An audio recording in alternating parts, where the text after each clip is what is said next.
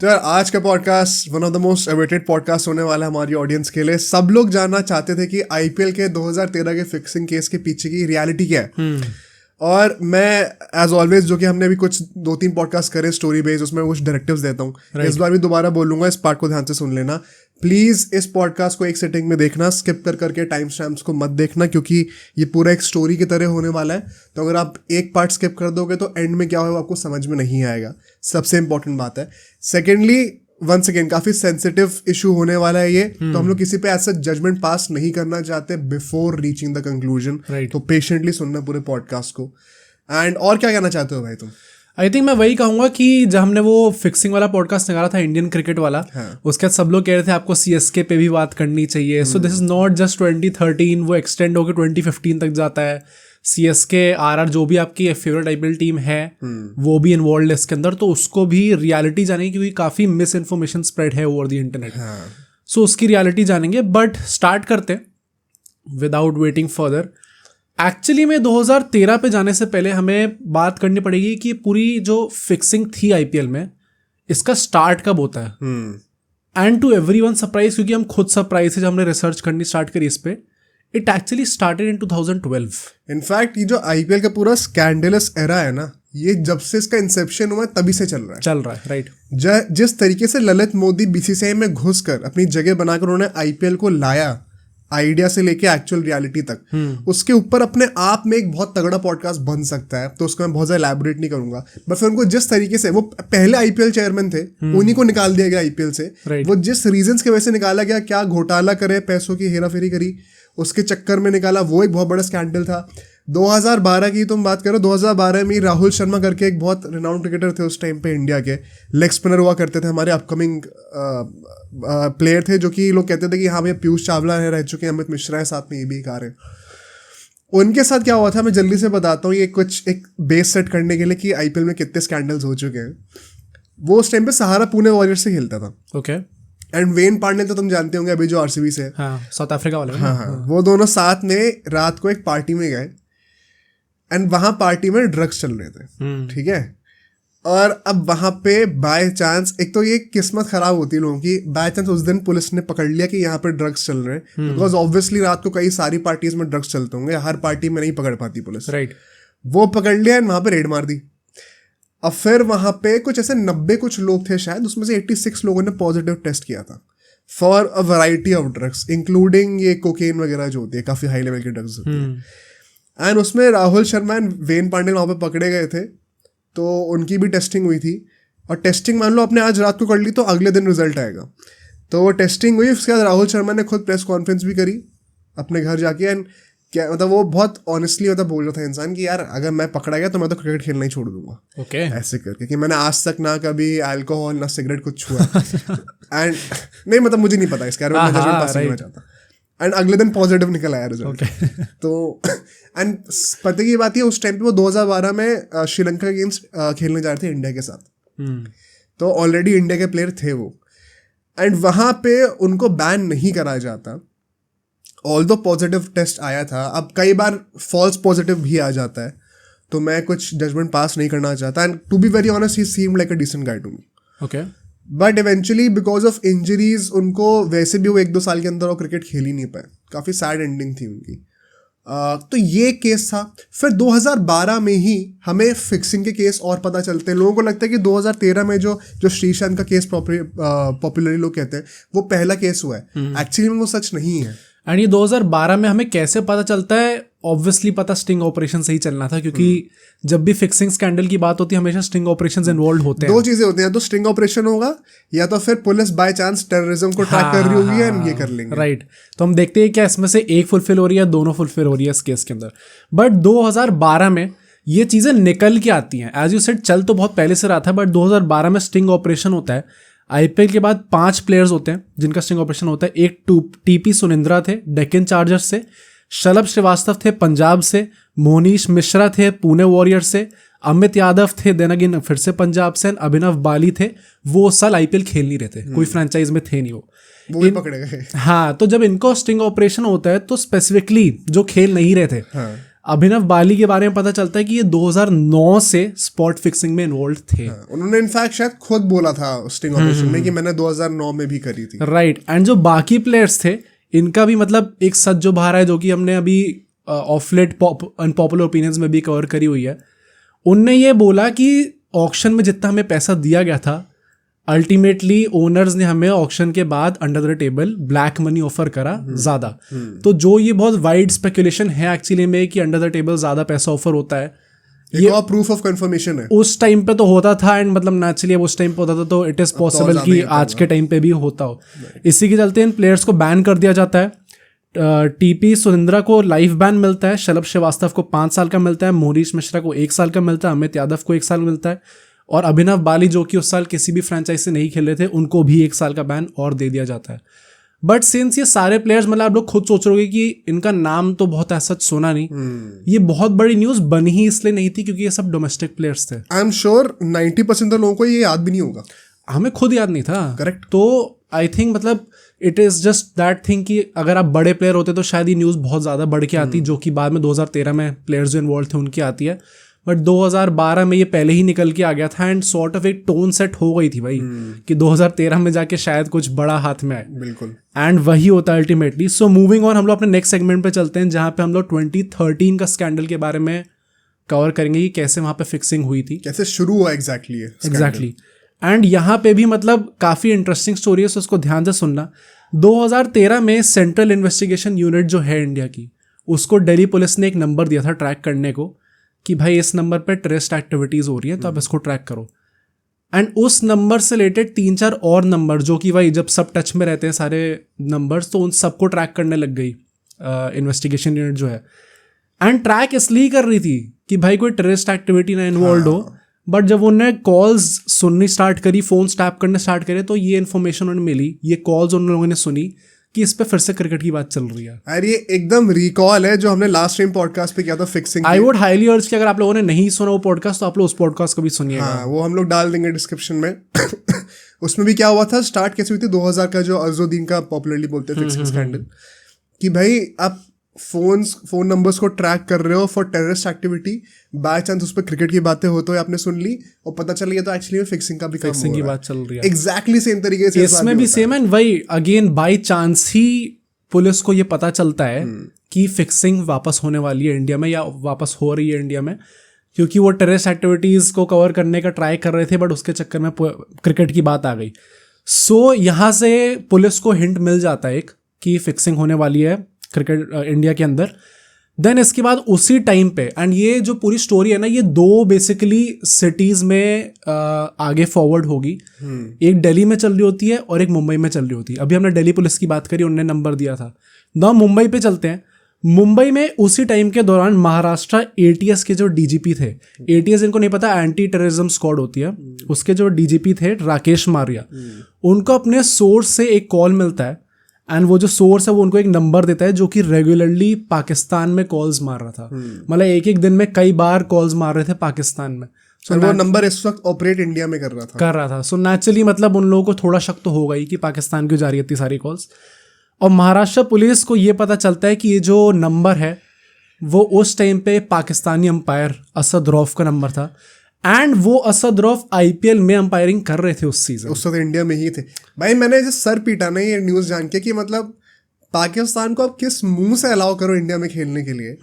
हर एक इशू के पीछे का जड़ तो यहीं से निकल आता है। हाँ, यहाँ पर भी आके गंदगी मचा रहे हैं। राइट। तो एनी मतलब पाकिस्तान क्रिकेट बोर्ड के भी लोग जो है वो एक्सपेक्ट करते हैं कि हम खिलाएं। अब ऐसे इंसिडेंट्स के बाद कैसे एक्सपेक्ट कर सकते हो कि हम आपको एक भी मौका और दें? नेचुरल है भाई, मतलब हमने उस टाइम पे भी बात कही थी, मैंने उस पॉडकास्ट में बोला भी था कि why am I not surprised exactly Pakistan से लिंक आया है इसका। एंड यहाँ पे भी हमें स्टार्टिंग 5-10 मिनट में ही पता चल गया कि भाई कोई पाकिस्तानी तो इन्वॉल्व है ही इसके अंदर।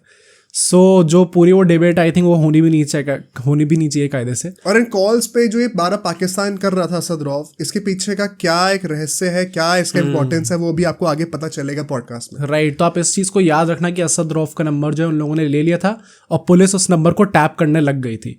बट मूविंग ऑन, अब हम लोग आते हैं अपने जो मेन जो क्रक्स है जिसमें आपको पता चलेगा कौन कौन से प्लेयर्स इन्वॉल्व थे इस पूरे स्कैंडल के अंदर, कैसे एग्जैक्टली फिक्सिंग होती है, क्योंकि आई थिंक ये प्रॉब्ली एक थोड़ा इंटरेस्टिंग चीज़ हो सकती है जिनको फिक्सिंग के बारे में बिल्कुल नहीं पता कि कैसे स्पॉट फिक्सिंग एक्चुअली करी जाती है, वो भी आपको पता चल सकता है।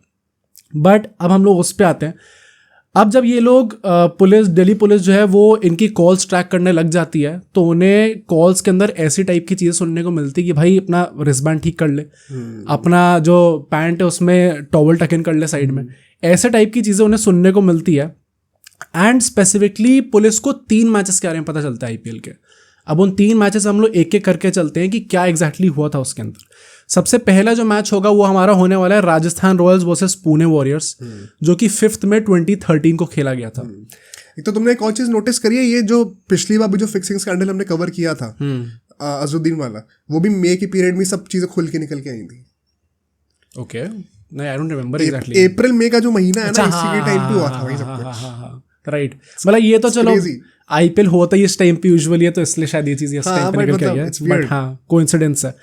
अब 5 मई 2013 को जो मैच हुआ था, उसके मैच के अंदर एक बुकी थे अमित कुमार, वो उस टाइम पे डील करते हैं अजीत चंडीला नाम के प्लेयर से जो कि राजस्थान रॉयल्स से खेल रहे थे। अब नेचुरली आई थिंक मेरी जनरेशन के जो लोग हैं उनको उतना आइडिया नहीं होगा उनका अजीत चंडीला का, क्योंकि मैं खुद भी नहीं जानता था फ्रैंकली उनके बारे में।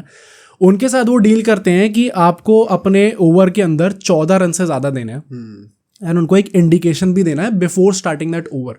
नाउ ये इंडिकेशन क्यों दिया जाता है एक्चुअली में, ताकि अगर बुकी ने देखा चलो कि ओवर डालने वाला, उससे पहले उसने अपना चलो रिस्टबैंड ठीक कर लिया, तो ये इंडिकेशन उसमें मिल जाएगा कि इस ओवर में वही 14 रन से ज़्यादा देने वाले हैं, एंड सो थोड़ा पहले से उन्हें टाइम मिल जाएगा कि वो अपना पैसा डाल सकते हैं, बेट कर सकते हैं उस ओवर के अंदर। सो ये पूरे जो सिग्नल्स दिए जाते हैं, जो थोड़ा टाइम वेस्ट करने को कहा जाता है, ये इसलिए करा जाता है ताकि बुकी को थोड़ा टाइम मिल जाए कि वो पैसा अपना बेट कर ले। बेसिकली जब वो सिग्नल दिया जाएगा तभी जाकर बुकी वो पैसे इन्वेस्ट करवाएगा, वरना वो नहीं करेगा पैसे। एग्जैक्टली, एंड ये जो डील थी वो 20 लाख की इन एडवांस दे दी गई थी चंडीला को। बट अगेन यहाँ पे हमने 2000 वाले फिक्सिंग स्कैंडल में भी कवर करता है, वहाँ पे भी एक फनी साइड थी।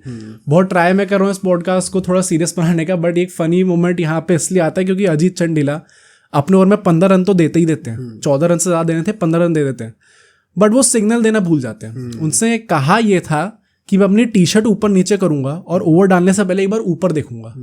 अब वो चीज़ करना भूल जाते हैं। इसके चलते हुए मैच के बाद उनकी जो कॉल होती है अमित कुमार के साथ, काफ़ी आर्ग्यूमेंट होती है उनके बीच में, क्योंकि नेचुरली उनने सिग्नल दिया नहीं तो शायद वो पैसे बेट नहीं कर पाया होगा उस टाइम पे, या कुछ प्रॉब्लम आई होगी।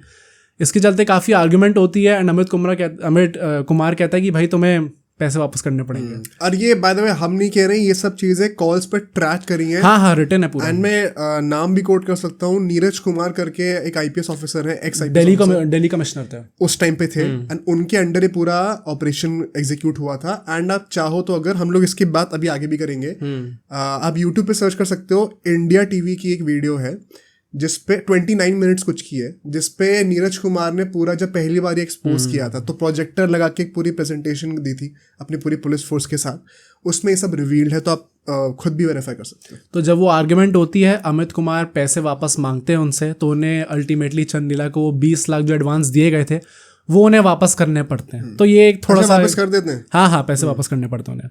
उसके बाद हम लोग नेक्स्ट मैच पे चलते हैं, जो कि again Rajasthan Royals versus Punjab का था। ये होता है 9 मई 2013 को, 4 दिन बाद बेसिकली। अब इस मैच के अंदर पुलिस को जीजू जनार्दन का इन्वॉल्वमेंट देखने को मिलता है।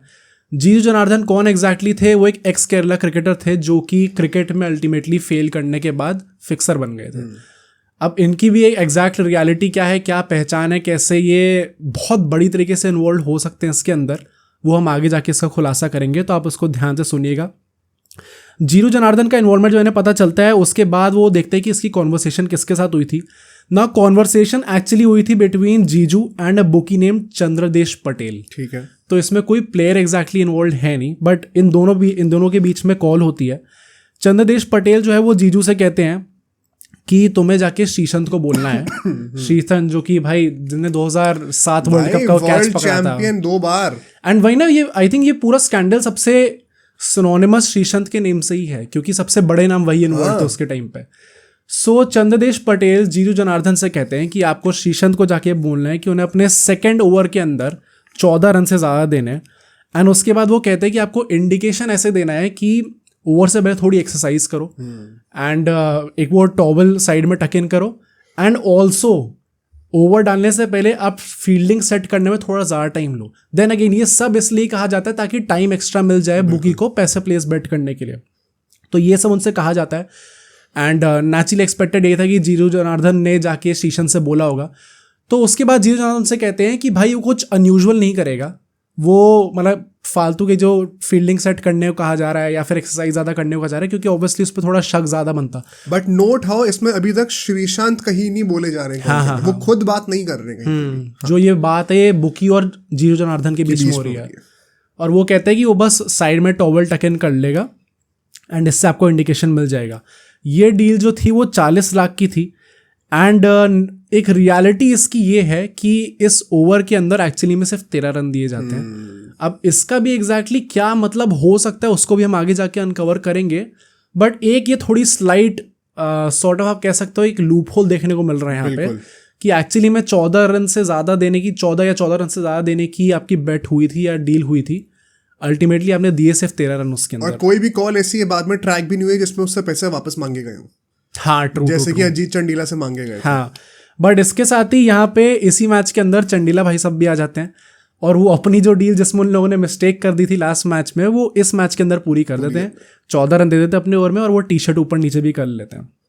इसी मैच के बाद इनफैक्ट जिस होटल में वो लोग रुके थे वहाँ की एक रात की CCTV फुटेज है जहाँ पे श्रीशंत, जीरू जनार्दन और अंकित चौहान, जिनकी हम लोग नेक्स्ट मैच में बात करने वाले हैं, ये 3 प्लेयर्स, अंकित चौहान भी राजस्थान रॉयल्स के प्लेयर थे, ये तीनों 2 लड़कियों के साथ अपने होटल में थे. एंड मैच जीतने के बाद भी काफ़ी वरिड लग रहे थे.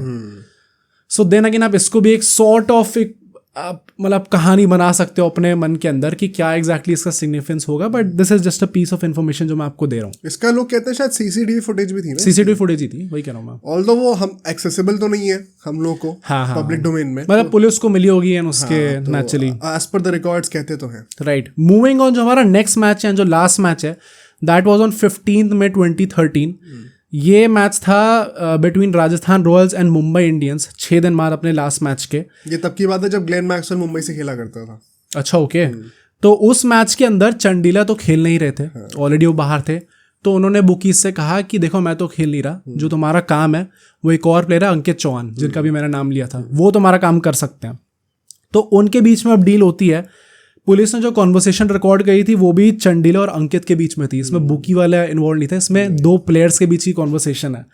एंड यहाँ पे जो डील थी वो ये थी कि वो 14 रन देंगे अपने सेकेंड ओवर में और ये डील 60 लाख की थी भाई साहब. मतलब जस्ट इमेजिन एक प्लेयर को बस एक ओवर गंदा देने के लिए 60 लाख रुपए दिए जा रहे हैं. एग्जैक्टली. एंड इनफैक्ट उस टाइम पे ऐसे कई सारे लेस रिनाउंड प्लेयर्स की जो बेस प्राइस होती थी ऑक्शन में वो 25 लाख की थी. ओके. तो ऐसे भी सोचा जाए तो तुम देखो ना कि 2 साल का कॉन्ट्रैक्ट आपका बेस प्राइस का, उससे ज्यादा पैसे आपको सिर्फ एक ओवर के लिए मिल रहे हैं. 25 into 2 50 लाख 60 लाख यहाँ पे मिल रहे हैं. एंड फिर आप ये भी सोच सकते हो कि एक्चुअली में फिर कैसा कितना पैसा इन्वॉल्व होगा इस पूरी डील के अंदर. वो करोड़ों में जाएगी वो बात. बट ये डील होती है उनकी, उनसे बोला जाता है कि आप इंडिकेशन दोगे अपना रिस्टबैंड हिला के एंड देन अल्टीमेटली वो इंडिकेशन दे देते हैं और वो ओवर निकाल देते हैं इसका. करेक्ट. बट मूविंग ऑन, ये तो मैंने आपको बता दिया कि कितने कैसे प्लेयर्स इन्वॉल्व थे, कैसे कैसे इंडिकेशन देके कैसे कैसे डील्स हुई थी, कितने रुपए की डील्स हुई थी. बट मूविंग ऑन हम लोग देखते हैं कि कैसे अरेस्ट करा जाता है इन प्लेयर्स को, कैसे पुलिस एक्शन लेती है इनके अगेंस्ट. तो मूविंग ऑन यहाँ पे 15 में जो जिस दिन मैच था ये RR वर्सेस MI का, उसी रात को दिल्ली पुलिस मुंबई पहुंचती है इन लोगों को अरेस्ट करने. मतलब मान लो कि 8 उस टाइम पे तो शायद 8 बजे मैच शुरू होता था ना, 8 से 12 भी चल गया मान लो, तो रात के 2-3 बजे की बात है उसी दिन, मतलब 16 में शुरू हो चुका था. और तब तक जो है पुलिस ने देखा जैसे ये मैचेस खत्म हुए अब इनको अरेस्ट करने के लिए भागो. राइट. एंड सरप्राइजिंगली वहां पे दिल्ली पुलिस है जो मुंबई भागी है. एंड उसी टाइम पे सरप्राइजिंगली पुलिस को मतलब ये पूरी न्यूज़ थी कि मुंबई इंडियंस के अगेंस्ट जो मैच था उसमें श्रीशांत खेले नहीं थे. And according to some sources ऐसा कहा जाता है कि दिल्ली पुलिस ने राहुल द्रविड़ और जो कोच थे उनको पहले बता दिया था कि इनको मत खिलाना, ऐसी ऐसी बात हुई और हम इनको अरेस्ट करने आएंगे. तो वो उस टाइम पे उस मैच में इन्वॉल्व थे नहीं एक्चुअली. क्या पता परहैप्स अजीत चंडीला को भी उस मैच में इसलिए ना खिलाया हो. सोचा हो सकता है, कहने को कह सकते हैं. बट वहां पे वो लोग पहुंचती है एंड देन पुलिस इन तीनों प्लेयर्स की लोकेशन ट्रैक करती है। जब वो इन तीनों प्लेयर्स की लोकेशन ट्रैक करती है तो उन्हें पता चलता है कि श्रीशांत, जो कि एक्चुअली में ट्रैवल भी नहीं करने चाहिए थे आरआर के साथ, वो मुंबई में ही इंडिपेंडेंट ऑफ द टीम किसी और होटल में रुके हुए थे जिसका नाम इंटरकॉन्टिनेंटल होटल था। तो पुलिस वहां पे जाती है एंड जब वहां पे जाती तो उन्हें जीरू जनार्दन मिलते हैं 2 लड़कियों के साथ श्रीशांत के रूम के अंदर। एंड पुलिस जाके जीरू जनार्दन और श्रीशांत इन दोनों को अरेस्ट कर लेती है। हाउएवर यहाँ पे भी एक थोड़ा सा लूप होल है, क्योंकि श्रीशांत ने अपने इंटरव्यूज में ये चीज़ बोली है कि वो 15th की नाइट को एक्चुअली मुंबई में एक पार्टी से आ रहे थे, एक गाड़ी में अपने दोस्त के साथ, और फिर एक आफ्टर पार्टी में जा रहे थे। कार्टर रोड के बीचों बीच पुलिस ने उनको अरेस्ट करा था। एंड ये सेम चीज नीरज कुमार ने, जो कि वो पुलिस के जो हेड थे, हाँ, उन्होंने वो इंडिया टीवी वाली वीडियो में प्रेजेंटेशन में भी बोली है। हाँ, तो ये सोर्सेस मतलब आपको इंटरनेट पे दोनों चीजें बोलते दिखेंगे। हम आपको दोनों चीजें बता दे रहे हैं because either of them could be true, right. But regardless पकड़े गए थे। और उसके बाद उनको अरेस्ट करने के बाद पुलिस जो है ट्राइडेंट होटल जाती है। ट्राइडेंट होटल में राजस्थान रॉयल्स की पूरी टीम रुकी हुई थी जब मुंबई के अगेंस्ट मैच था। वहां जाती है तो उन्हें अजीत चंडील और अंकित चौहान मिलते हैं। उन दोनों को वो अरेस्ट करते हैं। साथ ही साथ 2 बुकीज भी उसी होटल में मिलते हैं, अमित कुमार एंड नमन नाम के बुकी थे, वो दोनों उनको भी अरेस्ट कर लेती है। इसके बाद जब ये लोग अरेस्ट कर लिया जाता है इन्हें, तो सुबह 5 बजे, मतलब सोचो पुलिस कितनी फास्ट काम करती है। 15 की नाइट को मैच था, सुबह 5 बजे तक ये पूरा उनको अरेस्ट कर लिया गया। एंड देन पुलिस जाके आरआर के ओनर रघु अय्यर, उनको ये पूरे इंसिडेंट के बारे में बताती है अलॉन्ग विद द प्रूफ्स के ये प्रूफ्स है, इसके बेसिस पे हमने इनको अरेस्ट करा है। अब जब वो रघु अय्यर को बताती है, रघु अय्यर ये जाके राहुल द्रविड़ को बताते हैं, who was the captain eight that time, RR के कोच को बताते हैं। देन रघु अय्यर आईपीएल के सीईओ उस टाइम पे जो थे, सुंदर रमन नाम था उनका, उनको बताती है। एंड जो बाकी आरआर के जो ओनर्स थे, शिल्पा शेट्टी, राज कुंद्रा, ऐसे टाइप के लोगों को भी कॉल करके बता देती है। नाउ यहाँ पे काफ़ी स्मार्ट काम किया आरआर ने and I would appreciate them for that. उन लोगों ने सुबह सुबह ही एक प्रेस कॉन्फ्रेंस रख ली कि भाई जिससे पहले पुलिस जाके सबको बताए, एक सेकेंड बेसिकली सोर्स उन्हें पता चले, इससे पहले हम लोग खुद आके बोल देंगे कि ऐसा ऐसा हुआ है। एंड पुलिस ने इन लोगों को अरेस्ट कर लिया। और ये सब मतलब आप देख रहे हो कितनी जल्दी हुआ है। 15 मई की रात को मैच खत्म हुआ, 16 मई की सुबह तक ये प्रेस कॉन्फ्रेंस भी हो गई। एंड मतलब वही है ना कि आपने पहले खुद ही आके बता दिया तो एक तरीके से फैंस को भी थोड़ा बेटर लगेगा, प्लस वो पूरी ओवरऑल इमेज जो होती है टीम की वो उतनी हार्म नहीं होगी, आप कह सकते हो। सो आई थिंक ये काफ़ी अच्छा काम करा उनने। इसके बाद इस इन्वेस्टिगेशन में पुलिस और ज़्यादा लग जाती है एंड दिल्ली पुलिस जो है काफ़ी वॉइस सैंपल्स और हैंड राइटिंग प्रूफ्स इकट्ठा करती है इन तीनों प्लेयर्स की, ताकि कुछ और इन्फॉर्मेशन निकल पाए, कुछ और लीड निकल पाए इस केस के अंदर, इसके लिए करती है।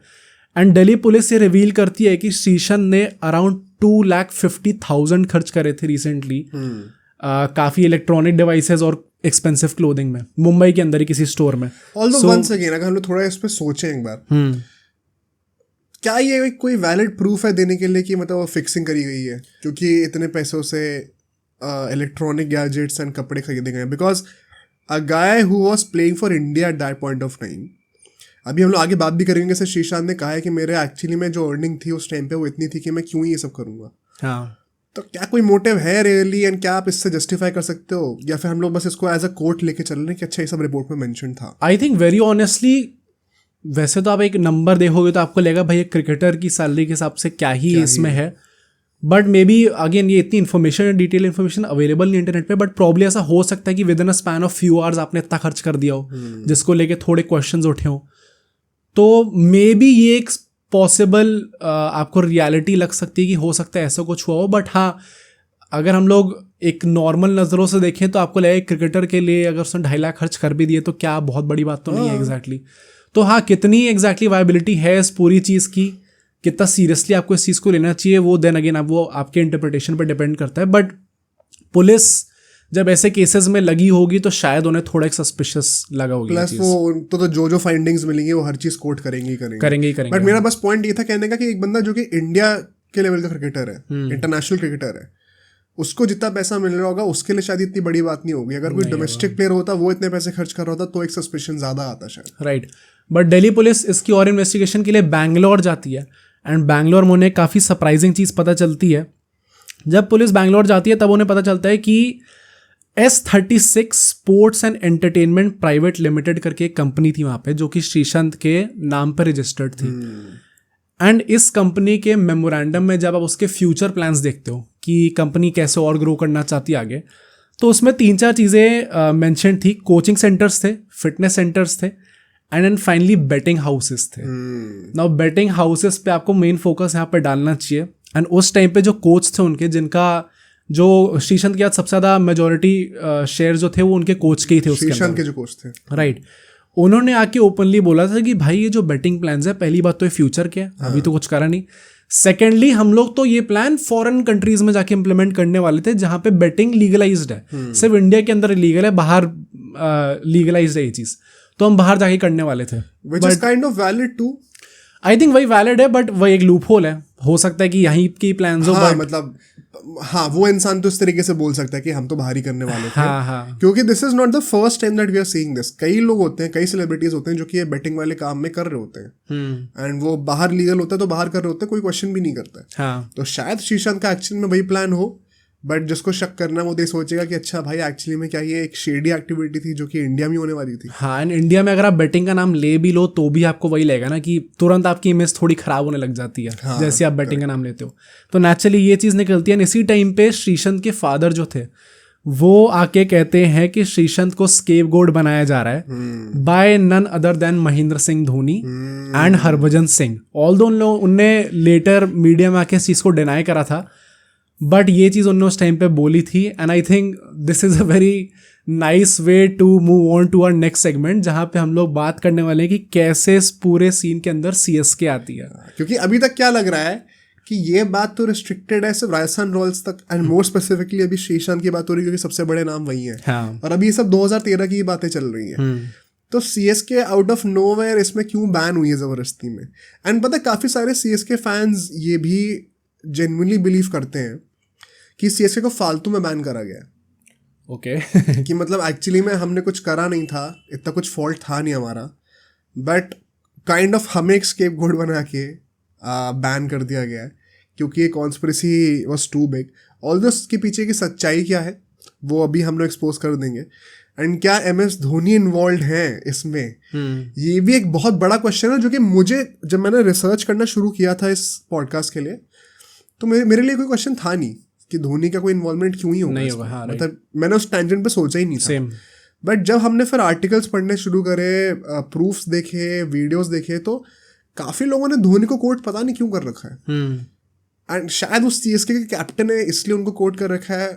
क्या एक्चुअली में उनका इन्वॉल्वमेंट हो सकता है उसको भी हम लोग लॉजिकली ब्रेक डाउन करने का ट्राई करेंगे, क्योंकि ऑफिशियल रिकॉर्ड्स में कुछ कहा जाता है एंड अगर हम लोग डॉट्स को कनेक्ट करें तो कुछ चीज़ें इनएविटेबल होती हैं. राइट. तो उस तरीके से इस एंगल को देखेंगे. बट हाँ, अब हम लोग एक्चुअली बात करने वाले हैं कि ये सिचुएशन और कॉम्प्लेक्स कैसे होती है. राइट. कैसे यहाँ पे टीम्स इन्वॉल्व होती हैं. तो उसी टाइम के दौरान वहाँ पे महाराष्ट्र के जो होम मिनिस्टर थे, उनका नाम RR पाटिल था, वो Mumbai crime branch commissioner Himanshu Roy और मुंबई ATS के जो DGP थे राकेश मारिया, उनको एक मीटिंग के लिए बुलाते हैं और उनसे पूछते हैं कि भाई दिल्ली पुलिस दिल्ली से मुंबई आ गई, यहाँ पे आके प्लेयर्स को अरेस्ट कर लिया, उन्हें इस पूरी फिक्सिंग के बारे में पता था, ऐसा कैसे हो सकता है कि मुंबई में बैठी जो ATS स्क्वाड थी या फिर जो मुंबई क्राइम ब्रांच के कमिश्नर हैं उनको इस चीज़ के बारे में कोई आइडिया ही नहीं था. ऐसा कैसे हो सकता है. तो उस टाइम पे राकेश मारिया पाटिल से कहते हैं कि वो ऑलरेडी एक नंबर ट्रैक कर रहे हैं और ये नंबर जो है वही असद रौफ का नंबर था जो स्टार्टिंग में हमने आपको बताया था. एंड इसके थ्रू आपको नई लीड्स आप एक्सपेक्ट कर सकते हो कि यहाँ पे आपको और लीड्स देखने को मिलेंगी. एंड राकेश मारिया से कहा जाता है कि आप ये नंबर जो है क्राइम ब्रांच को दे दो एंड उनको इस पूरी इन्वेस्टिगेशन को आगे लीड करने दो. तो नेचुरली राकेश मारिया वो नंबर क्राइम ब्रांच को दे देते हैं. अब इस टाइम पे, एंड ये चीज़ एक थोड़ी अगली रियलिटी होगी, प्रॉब्ली आपको देखने को मिलेगी, दिल्ली पुलिस और Mumbai police, as I said, ये दोनों पुलिस इस चीज़ पे काम कर रही हैं. तो नेचुरली जब दो पुलिस, जो कि प्रॉब्ली पूरी कंट्री की दो बिगेस्ट पुलिस फोर्सेज हैं, जब ये दोनों साथ में काम करें तो डिसएग्रीमेंट्स होंगे ही होंगे. एंड ऐसा भी हो सकता है, मतलब ऐसा मैं फॉर एग्जांपल क्या कह दे रहा हूँ, जैसे कुछ एक नई लीड निकल गई, तो मान लो दिल्ली पुलिस ने कोई नई लीड निकाल के दे दी, मुंबई पुलिस कह रही है कि भाई इस पे क्यों काम कर रहे हो, अभी इस पे काम करना चाहिए आपको. तो ये मतभेद होते हैं, उनके आपस में डिसएग्रीमेंट्स होते हैं, इसके चलते थोड़ा टाइम लगता है चीज़ों को सॉल्व होने में. एंड सब यही पूरी, मतलब बेसिकली एक मीडिया में टेंशन यही निकली हुई थी कि दोनों पुलिस के आपस में काफ़ी डिसएग्रीमेंट्स हो रहे हैं. एंड ये यूजुअली मतलब अगर आप वही कनेक्टिंग द डॉट्स करके आप कुछ सोचोगे तो ये इसलिए होता है भाई, ताकि कौन सा क्रेडिट ले सके, कौन सी पुलिस फोर्स ज़्यादा क्रेडिट ले सके। तो उसी टाइम पे अगेन जो अभी हमने नाम लिया था, दिल्ली पुलिस कमिश्नर नीरज कुमार, उस टाइम पे वो बाहर आते हैं मीडिया में और कहते हैं कि एक्चुअली में ऐसी कुछ प्रॉब्लम नहीं है, कुछ डिसएग्रीमेंट्स नहीं हो रहे हैं। It is just that Delhi police जो है वो स्पॉट फिक्सिंग पे काम कर रही है इस टाइम पे, एंड मुंबई पुलिस जो है वो इलीगल बेटिंग के केसेस पे काम कर रही है। तो देयर आर नो ओवरलैपिंग या फिर कुछ डिसएग्रीमेंट्स ऐसा सच नहीं है इनके बीच में। Although what do you think, क्या सच में हुआ होगा? आई थिंक हुआ तो होगा यार। क्या? आई थिंक भाई क्रेडिट वाली बात, it is real, it is the reality actually में, ये चीज़ें होती हैं। तो आई फेल टू बिलीव कि ऐसा कुछ हुआ ही नहीं होगा। एटलीस्ट भाई डिसएग्रीमेंट्स तो नेचुरली होने हैं भाई। आई थिंक मोर ओवर एक जो चीज़ मैं कहना चाहता हूँ इसमें, आई थिंक दिल्ली पुलिस ने एक तगड़ी चीज़ कर दी थी, ये मुंबई में आके उनके नाक के नीचे से ये चीज़ पकड़ के। थोड़ा वो होम मिनिस्टर को भी लग रहा होगा ना थोड़ा, वरना होम मिनिस्टर ऐसे जाके तो नहीं होते। एंड वो मुंबई पुलिस ऑफ कोर्स एक लेजिट एक बात कह रही थी कि हम लोग असद रौफ का नंबर ट्रैक कर रहे हैं, बट इतना बड़ा स्कैंडल अगर आपने पकड़ लिया है तो आई थिंक इसमें दिल्ली पुलिस का वो क्रेडिट तो था कि इन लोगों ने किसी और की टेरिटरी में जो उनका काम था वो जाके थोड़ा बहुत कर दिया। इसमें एक जो क्वेश्चन हम पुट कर सकते हैं वो ये है कि यार दिल्ली पुलिस को भी काइंड ऑफ ये बाय लक मिला है। हाँ, वो ट्रैक कुछ और करना चाह रहे थे, टेररिस्ट एक्टिविटी करना चाह रहे थे, बाय चांस इसका पता चल गया, तो इसमें किस्मत का भी बहुत बड़ा हाथ है। But credit to the police force कि उन लोगों ने टाइमली एक्शन लिया इस चीज़ के ऊपर, वरना वो ट्रैक कर रहे होते हैं फिर। अच्छा, कई लोग इसमें इसका पीछे का रीज़न ये भी कहते हैं, नीरज कुमार जो थे वो वही बंदे थे जो कि 2000 वाले मैच फिक्सिंग में भी सॉल्व करने में इन्वॉल्व थे, तो उनको ऑलरेडी एक्सपीरियंस था इन चीज़ों का। तो वो जो होता है ना कि तुरंत आइडेंटिफाई करा, डॉट कनेक्ट करे और तुरंत एक्शन ले लिया, वो नीरज कुमार की वजह से काफ़ी हद तक हुआ होगा। प्लस सेंट्रल इन्वेस्टिगेशन यूनिट को एक्चुअली में नंबर तो दिल्ली पुलिस ने दिया था ना, तो आपको वहाँ पर भी उन्हें क्रेडिट देना ही पड़ेगा अल्टीमेटली कि थोड़ी प्रोएक्टिव अप्रोच थी दिल्ली पुलिस की उस टाइम पे। And this is no Mumbai versus Delhi debate. हाँ, मतलब हम हर एक पॉइंट पुट करते रहेंगे और फिर उसके ऊपर खुद भी थोड़ा कॉन्टेम्पलेट करेंगे कि क्या एक्चुअली में हुआ होगा, एंड अलग अलग पर्सपेक्टिव से उसको ब्रेक डाउन करने का ट्राई करेंगे। तो उसमें यू मे और मे नॉट अग्री, हम लोग बस अलग अलग पर्सपेक्टिव्स को एक्सप्लोर करना चाहते हैं। राइट। सो अभी तक हमने कैसे बात करी कि राकेश मारिया ने वो जो नंबर था असद रौफ का वो क्राइम ब्रांच को दे दिया फर्दर इन्वेस्टिगेशन के लिए। अब क्राइम ब्रांच को ये पता चलता है कि असद रौफ बात किससे कर रहे थे भाई। मतलब इस टाइम पे तो मे बी नहीं उतने बड़े सेलिब्रिटी है, बट उस टाइम पे काफ़ी बड़े सेलिब्रिटी, बॉलीवुड का इन्वॉल्वमेंट होना आ रहा है। हाँ, विंदु दारा सिंह से उनकी बातें चल रही थी। विंदु दारा सिंह जो बिग बॉस विनर भी हैं भाई, अगर कोई बिग बॉस देखते हैं हमारा व्यूअर, तो बिग बॉस विनर भी थे, उनसे उनकी बातें काफ़ी चल रही थी। एंड असद रौफ जो है वो मैचेस के बारे में इंफॉर्मेशन दिया करते थे विंदु दारा सिंह को, and Vindu Dara Singh illegal betting में इंडल्ज होते थे अल्टीमेटली। कुछ सोर्सेज ये भी कहते हैं कि भाई विंदु दारा सिंह एक्चुअली में वो लिंक प्रोवाइड कर देते थे between bookies and the players. इनके बीच में कैसे कोऑर्डिनेशन होगा वो विंदु दारा सिंह ही देखते थे, एज अ मिडिल मैन काम करते थे।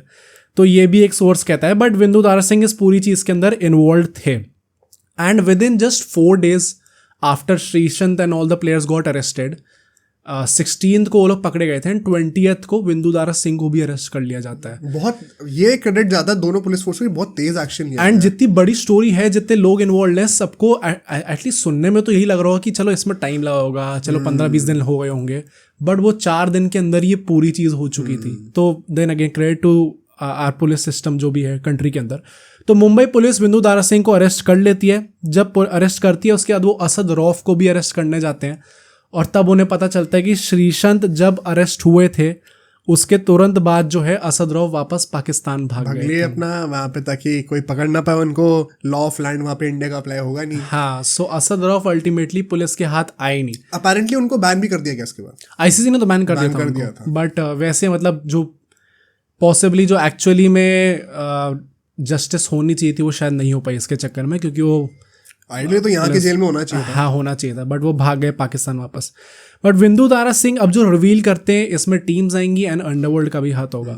विंदु दारा सिंह कहते हैं कि असद रौफ जो है वो उन्हें हेल्प करते थे सारे बुकीज से मिलने में इंडिया के अंदर, एंड इंडिया में जो बुकीज थे उनके जो लिंक थे वो पाकिस्तान में बैठे बुकीज के साथ थे। करेक्ट। जो पाकिस्तान में बैठे बुकीज थे उनका जो लिंक था एक्चुअली में अंडरवर्ल्ड डॉन दाऊद इब्राहिम और छोटा शकील के साथ वंस अगेन ये वही दोनों नाम है जो कि 2000 वाले मैच फिक्सिंग केस में भी थे। हाँ, एंड परहैप्स उससे पहले के भी जो 1990s के भी कितने सारे फिक्सिंग केसेस हुए हैं जो कि हमने लास्ट पॉडकास्ट में कवर किया था।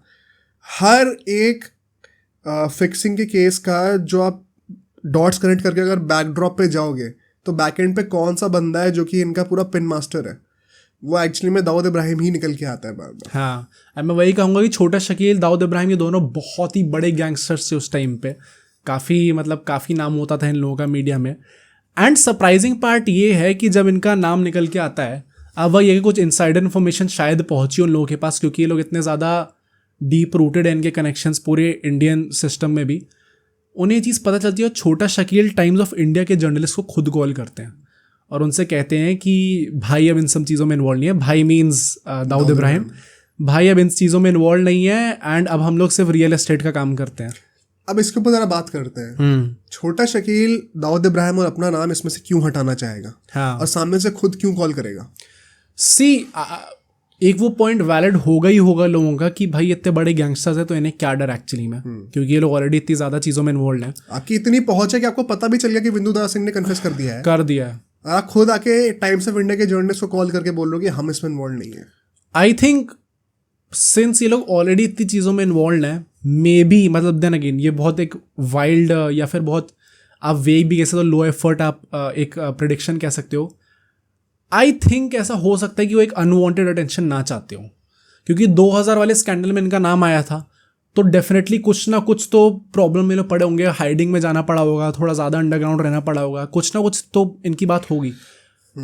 बट इस टाइम पे I think may be reason हो सकता है कि probably they just did not want कि कोई फालतू की अटेंशन मिले इन्हें, स्पेसिफिकली इंडियन पूरी जो पुलिस फोर्स है या फिर आर्मी है इनकी तरफ से। क्योंकि लेट्स बी ऑनेस्ट, पूरे वर्ल्ड के अंदर सिर्फ प्रॉब्ली यही लोग हैं जो कि दाऊद के पीछे हाथ धो के पड़े थे। बाकी लोग तो बस मतलब आप कहने को क्रिटिसाइज कर लो मीडिया में आके, बट नेचुरली कोई बहुत ज़्यादा पीछे पड़ा नहीं था इनके।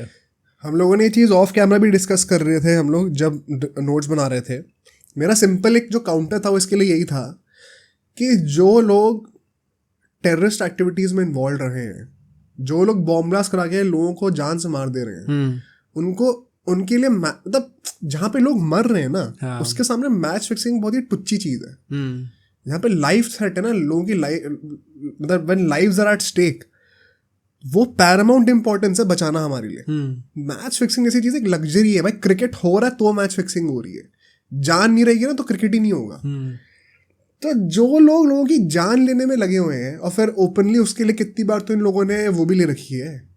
ऐसे गैंगस्टर्स का एक पॉपुलर वो होता है ना कि कोई कांड हो गया उसकी रिस्पॉन्सिबिलिटी ले ली। हाँ। जैसे आजकल एक कौन है जो जिसका वो बहुत फेमस एक चल रहा होता है, जिससे सलमान खान को भी वो करा था अक्यूज। अच्छा, हाँ, गोल्डी ब्रार। गोल्डी ब्रार नहीं, कोई और था, मैं भूल गया भाई, पता नहीं नाम मुझे आया, लोगों को पता होगा। तो मतलब कि वो ट्रेंड होता है कि वो रिस्पॉन्सिबिलिटी ले लेते हैं कि ताकि वो भौकाल बना रहे कि भाई हमने ये सब हरकतें करी हैं, हमसे बच के रहना। अगर दाऊद इब्राहिम जैसा बंदा जो कि इतने बड़े बड़े टेररिस्ट एक्टिविटीज़ में इन्वॉल्व रहा है, वो क्यों चाहेगा अपना नाम इसमें से हटवाना मैच फिक्सिंग में से? अच्छा, मेरे दिमाग में अभी भी एक चीज़ आई, 2008 में मुंबई में अटैक्स भी हुए थे एंड उसमें भी एक वो था कि दाऊद इब्राहिम इन्वॉल्व है उसके अंदर। सो पॉसिबली उसके बाद जैसा उन्हें रिपरकशन देखने को मिला होगा इंडियन पुलिस सिस्टम की तरफ से, आर्मी की तरफ से, प्रॉब्ली उसके बाद भी ऐसा हो सकता है कि may be they were a bit scared कि भाई ज़्यादा एस्केलेट हो जाएंगी चीज़ें। पता नहीं भाई, मतलब स्कैर्ड वाला पार्ट तो मैं श्योर नहीं हूँ। आई रियली होप कि ऐसा हुआ हो, इतना हमने डरा दिया हो। बट मतलब मुझे ये चीज़ इस पूरे रिसर्च में समझ में नहीं आई कि ये लोग सामने से खुद कॉल करके क्यों कहेंगे। मतलब वही बात है ना कि चोर जो है खुद सामने से कह रहा है मैंने चोरी नहीं करी, तो एक काइंड ऑफ शक थोड़ा और जाएगा भी कि अच्छा ये ऐसे क्यों बोल रहा है अलग से। पुलिस का दिमाग थोड़ा और जाएगा इनके ऊपर। तो ये लोग अपनी टांग पे कुल्हाड़ी नहीं मार रहे एक तरीके से ये चीज़ें एविडेंट करवा के। उल्टा ये भी तो हो सकता है कि अगर चोर ने खुद आके कह दिया तो लोगों को लगेगा भाई ये तो वैसे तो लोग बड़ा इन्वॉल्वमेंट लेने को रेडी होते हैं, बट इस बार एक्चुअली में लोग कह रहे थे तो इट इज़ पॉसिबल कि शायद इन्वॉल्व ही ना हो। रिगार्डलेस अटेंशन तो जाएगी उन पे ना। हाँ, अटेंशन तो जाएगी। तो पॉइंट तो डिफीट ही हो गया ना अपना नाम क्लियर करने का, अगर अटेंशन आप ही के ऊपर जा रही है अल्टीमेटली। तो ये चीज़ मुझे नहीं समझ में आई। Right, but moving on, Mumbai police जो है वो विंदु दारा सिंह की जो कॉल्स है उनको ट्रैक करना स्टार्ट करती है एंड यहाँ पे आते भाई हम अपने मेन क्रक्स पे कि कैसे टीम्स इन्वॉल्व होती हैं इसके अंदर। विंदुदारा सिंह ने काफ़ी कॉल्स जो है वो एन श्रीनिवासन, जो कि उस टाइम पे बीसीसीआई के चेयरमैन थे, उनके सन इन लॉ गुरुनाथ मयप्पन, उनके साथ उनकी काफ़ी बातचीत हुई थी। एंड इतनी ज़्यादा होती कि एट टाइम्स एक दिन में 30 कॉल होती थी इनके बीच में। तब से लोग सोच रहे होंगे सेगमेंट में सीएसके की बात होनी कब होगी, ये पूरा कनेक्शन निकल के आया पूरा सीएसके का है, राइट। एंड उनके साथ नेचुरली इतनी बात हो रही थी तो वो और ज़्यादा थोड़ा इंटाइस हो गए पुलिस की, भाई कुछ तो बात है, इतनी 30 कॉल तो भाई अपने दोस्तों के साथ नहीं करते आप एक दिन के अंदर, तो इनके साथ कैसे कर रहे हो। तो उसके बाद मुंबई पुलिस जो है वो चेन्नई जाती है गुरुनाथ मयप्पन को अरेस्ट करने। जब वहाँ जाती है तो उन्हें पता चलता है कि गुरुनाथ मयप्पन वहाँ पे है ही नहीं, भाग चुके हैं। तो वो वापस मुंबई, अब मतलब भाग चुके हैं आई डोंट नो एग्जैक्टली, क्योंकि वो जब वापस आते हैं मुंबई पुलिस जो है वो ओपनली आके कहती है कि अगर अगले 24 घंटे में गुरुनाथ मयप्पन ने खुद आके अपने आप को सरेंडर नहीं करा तो इन्हें हम फरार घोषित कर लेंगे। एंड तब पता चलता है कि गुरुनाथ मयप्पन तमिलनाडु में ही एन श्रीनिवासन, जो कि उनके फादर इन लॉ थे, उनके साथ थे। वेरी इंपॉर्टेंट पॉइंट, बिकॉज ये बंदा एन श्रीनिवासन मुझे एकदम सही कैरेक्टर का नहीं लगता भाई, बहुत मतलब अभी तो हम जैसा आगे खुलासा करेंगे उससे आपको थोड़ी नफरत सॉर्ट ऑफ होने लग जाएगी। और ये बंदा बीसीसीआई का चेयरमैन प्रेसिडेंट सब रह चुका है। इस बंदे ने गांगुली को भी हटवाया प्रेसिडेंसी से, जो हमने कोहली वर्सेस गांगुली वाले पॉडकास्ट में कवर किया था। ये इंसान को पता था कि मैप्पन इसके घर पे है और मैप्पन ये सब हरकतें कर रहा है, तब भी इसने इसको शेड दे रखी थी अपने घर के अंदर। ऑफ कोर्स लोग कहेंगे कि यार एक वो रिलेशन है तो आप कैसे एकदम इग्नोर कर दोगे उस चीज़ को, but you are still helping a criminal.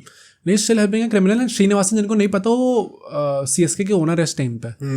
And ऐसी भी मैंने कुछ आर्टिकल्स पढ़े थे जहाँ पे उन्होंने कहा था नहीं भाई, ओनर्स को खुद ही नहीं पता था कि सीएसके के मैनेजमेंट में जो लोग हैं वो ऐसा कर रहे हैं। भाई अटर बुलशिट भाई। पहली बात तो आपके रिलेशन उनके साथ आप रहते हो उनके साथ, एंड देन सेकेंडली आपकी जो प्रोफेशनल लाइफ है उसके अंदर भी है। गुरुनाथ मयप्पन सीएसके के टीम प्रिंसिपल थे। अब एग्जैक्टली टीम प्रिंसिपल का कितना ज़्यादा रोल होता है, बट एक्चुअली मतलब इनफैक्ट मैनेजमेंट में तो इन्वॉल्व थे ही थे। टीम प्रिंसिपल की पोजीशन भी ना बड़ी शेडी सी है। मैंने इसको गूगल पे और सर्च करा कि एग्जैक्टली क्या रोल होता है बंदे का एक आईपीएल टीम में, तो कहते हैं वो डे टू डे मैनेजमेंट जो है ना उसको सुपरवाइज जो है वो बेसिकली टीम प्रिंसिपल करता है। ओके, तो एनीवे उनका हाथ काफी बड़ा था रोजमर्रा के काम में। And Srinivasan being the owner of CSK and BCCI के उस टाइम पे भी वो कुछ थे ना, if I am not wrong. N Srinivasan BCCI के चेयरमैन थे उस टाइम पे। पहला सवाल तो ये आता है कि इनको एक आईपीएल टीम आने की मतलब खरीदने क्यों दी? ये अभी क्या करना है, बाद में क्या करना है? नहीं, इसको अभी कर लेते हैं। 2008 में जब आईपीएल स्टार्ट हुआ तब वो चेयरमैन नहीं थे, उस टाइम पर ट्रेजरर थे। तो अगर आप ट्रेजरर भी हो तो भी आपको क्यों अलाउड है भाई? आप बीसीसीआई में कोई भी पोजीशन होल्ड करके रखे हो of importance, treasurer important position होती है, पूरे फाइनेंसेस का ध्यान रखते हैं। आपको आईपीएल में किसी भी टीम को खरीदने का परमिशन क्यों मिल रही है? कॉन्फ्लिक्ट ऑफ इंटरेस्ट डायरेक्टली नहीं होगा क्या? माइंड यू, ये जो कॉन्फ्लिक्ट ऑफ इंटरेस्ट की बात मैं कह रहा हूं, ये सेम एक्सक्यूज यूज करके एन श्रीनिवासन ने गांगुली को भी निकलवाया था प्रेसिडेंसी से 2021-22 में जब वो निकले थे। इसको हमने उस पॉडकास्ट में कवर कर रखा है, कोहली वर्सेस गांगुली वाले पॉडकास्ट में, जब उन्होंने कहा था कि ड्रीम 11 जो है वो इंडियन टीम के टाइटल स्पॉन्सर है और सौरव गांगुली माई सर्कल 11 का ऐड करते हैं, तो कॉन्फ्लिक्ट ऑफ इंटरेस्ट हो रहा है यहाँ पे, विच इज फेयर ऑल्सो, मैं मना नहीं कर रहा हूँ, बट एक बहुत स्ट्रॉन्ग रीजन दिया था कि इनको हटाओ यहाँ से। आप स्पॉन्सर का ऐड करना छोड़ो, अपने पूरी टीम खरीद रखी है भाई। और मैं इसमें ये नहीं कह रहा हूँ कि इसकी वजह से सीएसके इतने ट्रॉफी जीती है वो करे, मैं उस पर तो जा ही नहीं रहा हूँ, मैं नहीं मानता ये सब, पर ये एक इन एग्जिस्टेंस होना ही गलत बात है, राइट? सिर्फ सीएसके की बात नहीं, कोई भी फ्रेंचाइज हो, आपके अगर ओनर, अब पता क्या बात होती है, अगर तुम कह रहे हो कि ट्रेजरर थे उस टाइम पे जब ये टीम के ओनर बने थे, तो फिर क्लॉज होना चाहिए ना।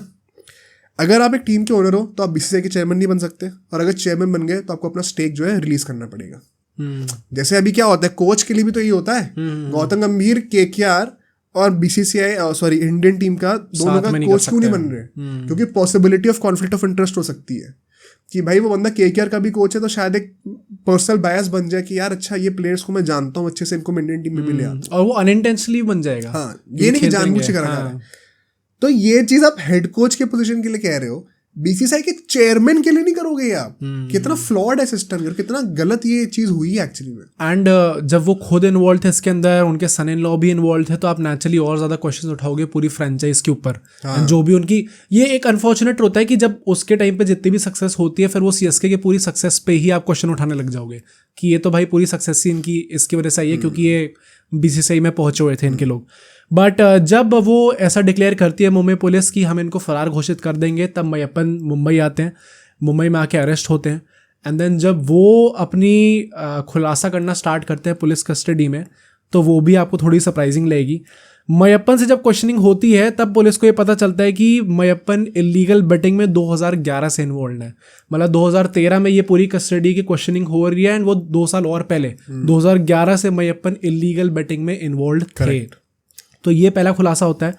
देन ये भी मुंबई पुलिस रिवील करती है कि मैयप्पन जो है उन्होंने सीएसके के कोच उस टाइम पे स्टीफन फ्लेमिंग, उनको एक बार ऐसा बोला था कि आप अपने बैटिंग ऑर्डर में चेंज करो। देन मैयप्पन ने ये चीज़ जो है विंदु दारा को बताई थी एंड देन विंदु दारा सिंह ने जाके इलीगल बेटिंग में इसका प्रयोग करा था। सो पैसे कमाने के लिए। हाँ, तो आप जस्ट सोच सकते हो जो डे टू डे मैनेजमेंट वाला रोल है, if you actually connect the dots तो ये पॉसिबल है भी भाई। अगर रेगुलरली वो टीम के साथ अवेलेबल है तो हो सकता है उसने जाके बोला हो भाई स्टीफन फ्लेमिंग को। एंड यहाँ पे वही क्वेश्चन आता है ना कि जो बंदा regular day to day team की वर्किंग्स को सुपरवाइज कर रहा है वो प्लेयर्स के साथ भी टच में होगा, फिर वो कोच के साथ भी टच में होगा। हाँ, तो क्या ये सब कुछ हो रहा था without the knowledge of the captain, the team, the coach? अब लोगों के दिमाग में नेचुरली क्वेश्चन आएगा, इसको भी हम काउंटर करेंगे, राइट। बट यहाँ पे ये एक सवाल आना सबके दिमाग में वैलिड है एकदम। एंड सीएसके इसको कैसे काउंटर करती है वो भी काफ़ी एक फनी तरीके से आप कह सकते हो, क्योंकि वो ऐसे प्रिटेंड करने लग जाते हैं कि भाई मैयप्पन कुछ इन्वॉल्व ही नहीं था सीएसके के अंदर, कोई मैनेजमेंट में कुछ हाथ नहीं था उसका। बट इसकी प्रॉब्लम ये है कि मैयप्पन का जो ट्विटर हैंडल था उस टाइम पे, उसमें उन्होंने लिखा हुआ था कि वो टीम प्रिंसिपल है। बट भाई ओवरनाइट जैसी ये चीज़ पता चलती है, सीएसके उनको ट्विटर हैंडल भी चेंज करा देती है और वो जो टीम प्रिंसिपल वाली पोजीशन थी उसको भी हटा देती है। सो बड़ी अजीब तरीके से एंड मतलब बड़े खुले में एक तरीके से तो उन्होंने सोचा कि भाई हम अपने आप को बड़ा छुपा के ये चीज़ कर रहे हैं, but it is out in the open भाई। एंड आई थिंक ये सब भाई श्रीनिवासन नहीं कराया होगा ये सब। हाँ, डेफिनेटली। एंड जिनको अभी भी डाउट है ना श्रीनिवासन के इन्वॉल्वमेंट का, अभी और एक्सपोज होगा कि कैसे श्रीनिवासन को क्लियरली सब कुछ पता था। और मैं एक सेकंड के लिए कह रहा हूँ कि अभी तक नहीं भी पता था, तो अब तो पता चल गया ना जब पुलिस ने इंटरोगेशन कर ली। उसके बाद भी श्रीनिवासन क्या क्या करेगा वो तुम देखना। राइट। एंड जैसे तुमने कहा था कि नेचुरली क्वेश्चंस कैप्टन पर जाएंगे, सो अब अपने नेक्स्ट सेगमेंट पे चलते हैं जहाँ पे हम बात करेंगे कि कैसे पुलिस ने MS धोनी और राज कुंद्रा जो कि RR के ओनर थे, इनको बुलाया जाता है एंड इनसे क्या पूछताछ होती है। सो बीसीसीआई ने इस टाइम पे एक कमीशन सेटअप करा था इस पूरे केस को इन्वेस्टिगेट करने के लिए। एंड नेचुरली जब इन्वेस्टिगेशन करोगे जो ऑब्वियस फैक्ट्स होंगे वो तो आप प्रेजेंट करोगे ही करोगे। तो इसकी वजह से मैयप्पन का जो पूरा इन्वॉल्वमेंट था वो थोड़ा सॉर्ट ऑफ एक्सपोज होने लग गया। एंड मैयप्पन के जो फादर इन लॉ थे, एज वी जस्ट सेड, वो बीसीसीआई के चेयरमैन थे। सो यहाँ पर भी एक कॉन्फ्लिक्ट ऑफ इंटरेस्ट था ही था। जब आपकी खुद का फैमिली मेम्बर इन्वॉल्व होगा और आप बीसीसीआई के चेयरमैन हो तो आप अपनी पावर में जो हो सकता है सब कुछ करोगे उसको बचाने के लिए। So there was a conflict of interest at that time.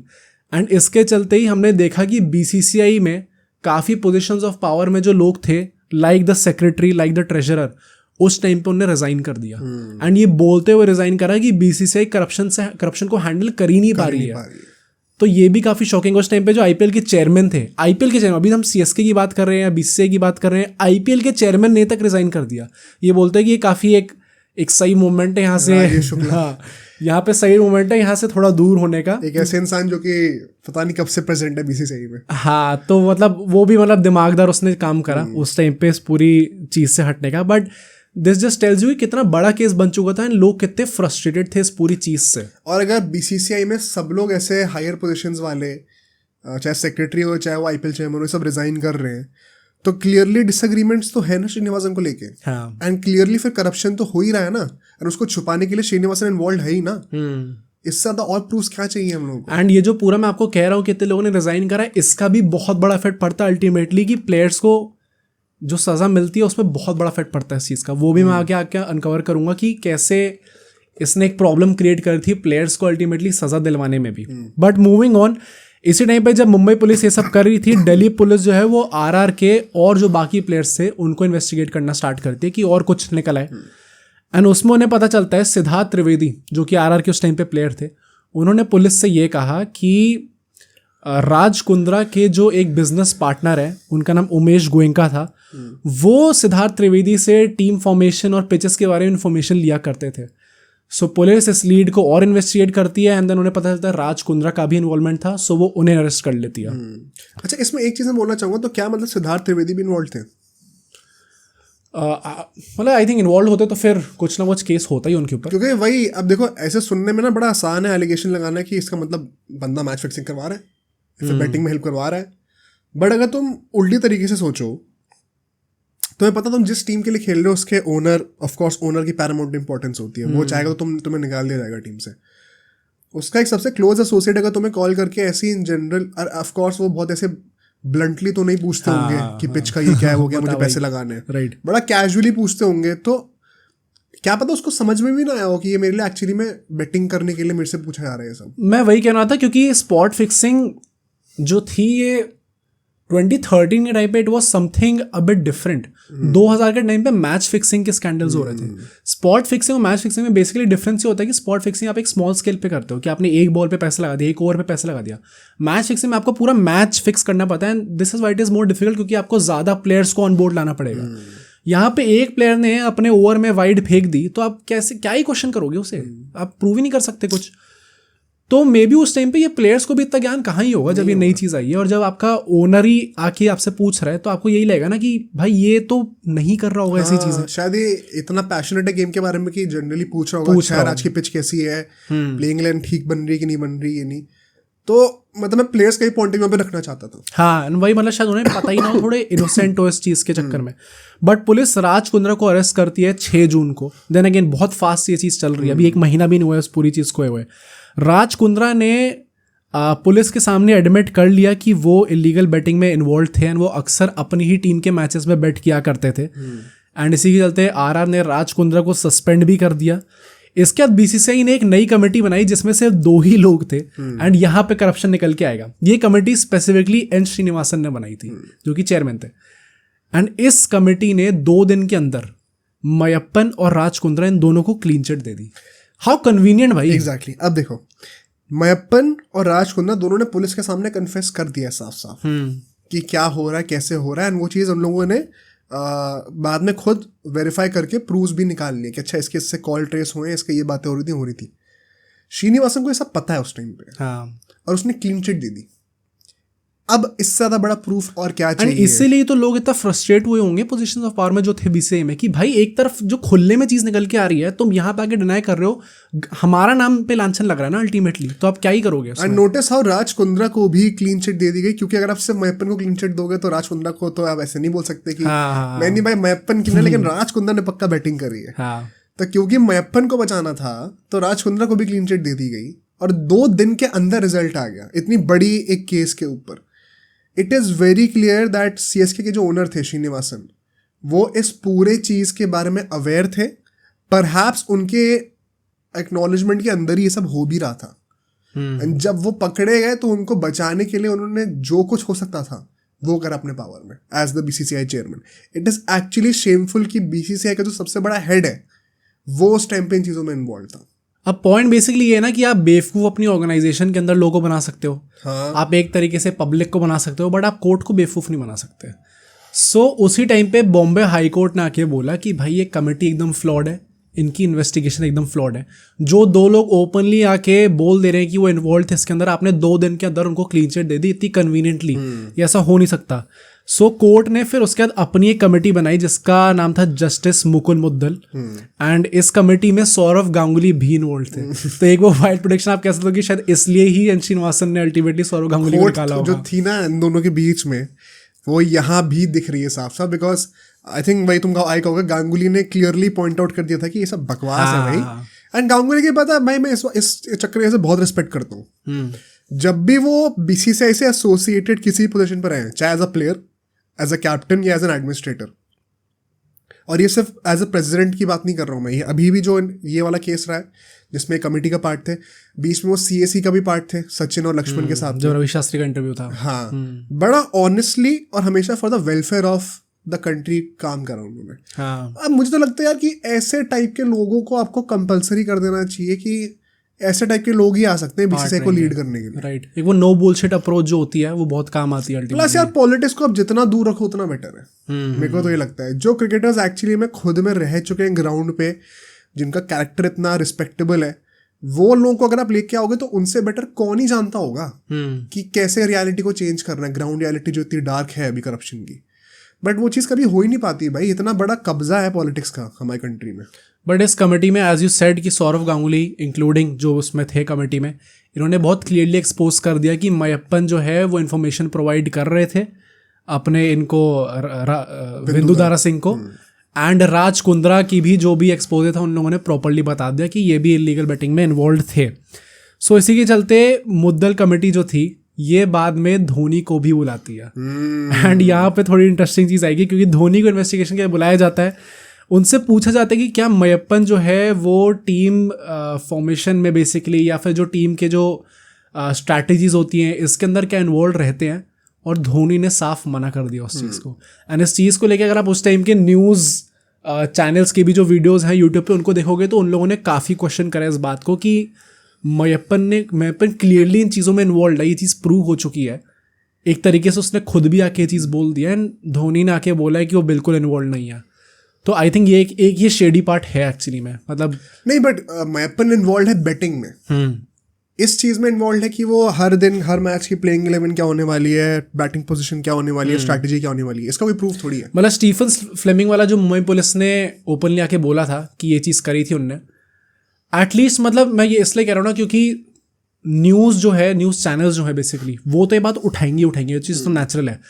अगर मयप्पन बैटिंग में भी से इन्वॉल्व है, हो सकता है उसका कोई हाथ ना ही हो इसमें, एज यू सेड की टीम मैनेजमेंट इन सब में हाथ ना हो, उसके बाद भी न्यूज़ चैनल्स तो ये चीज़ उठाएंगे कि धोनी ने आके क्यों नहीं बोला। एंड वही ना थोड़ा इजी भी होता है न्यूज़ चैनल्स के लिए चीज़ बोलना क्योंकि अल्टीमेटली झेलना सब प्लेयर को है, बिल्कुल मीडिया, फैंस और फिर अल्टीमेटली ओनर्स, जिस ऑर्गेनाइजेशन के लिए आप खेल रहे हो सब आपको ही झेलना पड़ेगा। प्लस द फैक्ट कि उस टाइम पे उनके फादर इन लॉ जो थे वो BCCI के चेयरमैन थे, तो वो उनकी इंडियन टीम में भी प्रॉब्लम्स क्रिएट कर सकते थे। इसके चलते हुए प्लेयर्स के लिए इस चीज़ को ओपनली आके बोलना, हाँ भाई सब लोग कहते हैं ना कि आप पोजीशन ऑफ पावर में हो तो it is your responsibility, it is your duty कि आप ये चीज़ बोलो।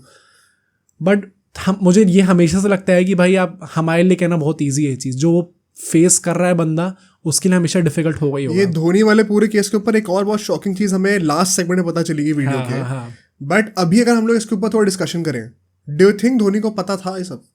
ये भी ऐसी बीच में फोटोज आई थी जब साक्षी सिंह जो कि धोनी की वाइफ है वो विंदुदारा सिंह के साथ स्टेडियम में काफ़ी फोटोज उनकी क्लिक हुई थी, तो उसको लेके भी न्यूज़ चैनल ने बहुत फर्स क्रिएट करी थी। ये सब तो बकवास ही है। एंड उस सीजन के एंड में धोनी के जो मैनेजर थे उनका स्टिंग ऑपरेशन करा गया था एंड उसमें जो है कुछ कॉन्ट्रोवर्शन निकला नहीं धोनी के बारे में। So I think so that he was totally innocent and वही इससे रिस्पेक्ट और बढ़ जाती है क्योंकि स्टिंग ऑपरेशन प्रॉब्ली एक वो तरीका है ना जहाँ पे आप बहुत क्लियरली चीज़ें निकलवा सकते हो एंड अगर उसमें धोनी को लेकर कुछ कॉन्ट्रोवर्शन निकला नहीं देन इट क्लियरली शोज कि कितना क्लीन गाया हुआ एक्चुअली में। देखो हम लोग ने जिस स्टैचर पे धोनी को देखा है हमारी आंखों के सामने एक वो बायस तो रहेगा ही कि ये एक ऐसा इंसान है, ये तो ये नहीं कर ही नहीं सकता। तो ऑफ कोर्स मुझे भी लगता है कि इनफैक्ट धोनी का कोई भी बंदा इन्वॉल्व नहीं था। लोगों ने रायना के ऊपर भी लगाए थे। हाँ। भाई मैं तो इमेजिन कर ही नहीं सकता कि रायना और धोनी जैसे लोग कर रहे हैं।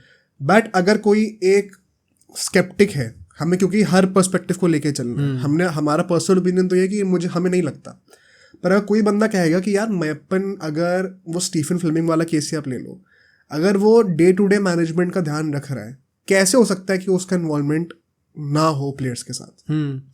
मतलब आई थिंक हो सकता है इन्वॉल्वमेंट, बट क्या धोनी उस चीज के अंदर इन्वॉल्व है? मतलब हाँ वही ना कि आपकी ड्यूटी बनती है कि आप आके, if there is one player that can be involved it will be Dhoni then, क्योंकि धोनी ही चलाता है सीएसके को, ये सब लोग मानते हैं। But like team formation pitches ये तो कोई भी प्लेयर दे सकता है ना, सिर्फ धोनी दे सकता है, पर डिसाइड कौन करेगा? ये सब धोनी तो करेगा ना, कि प्लेयर देगा जाके, नहीं कि क्या उस दिन प्लेइंग 11 होने वाली है, क्या स्ट्रैटेजी होने वाली है।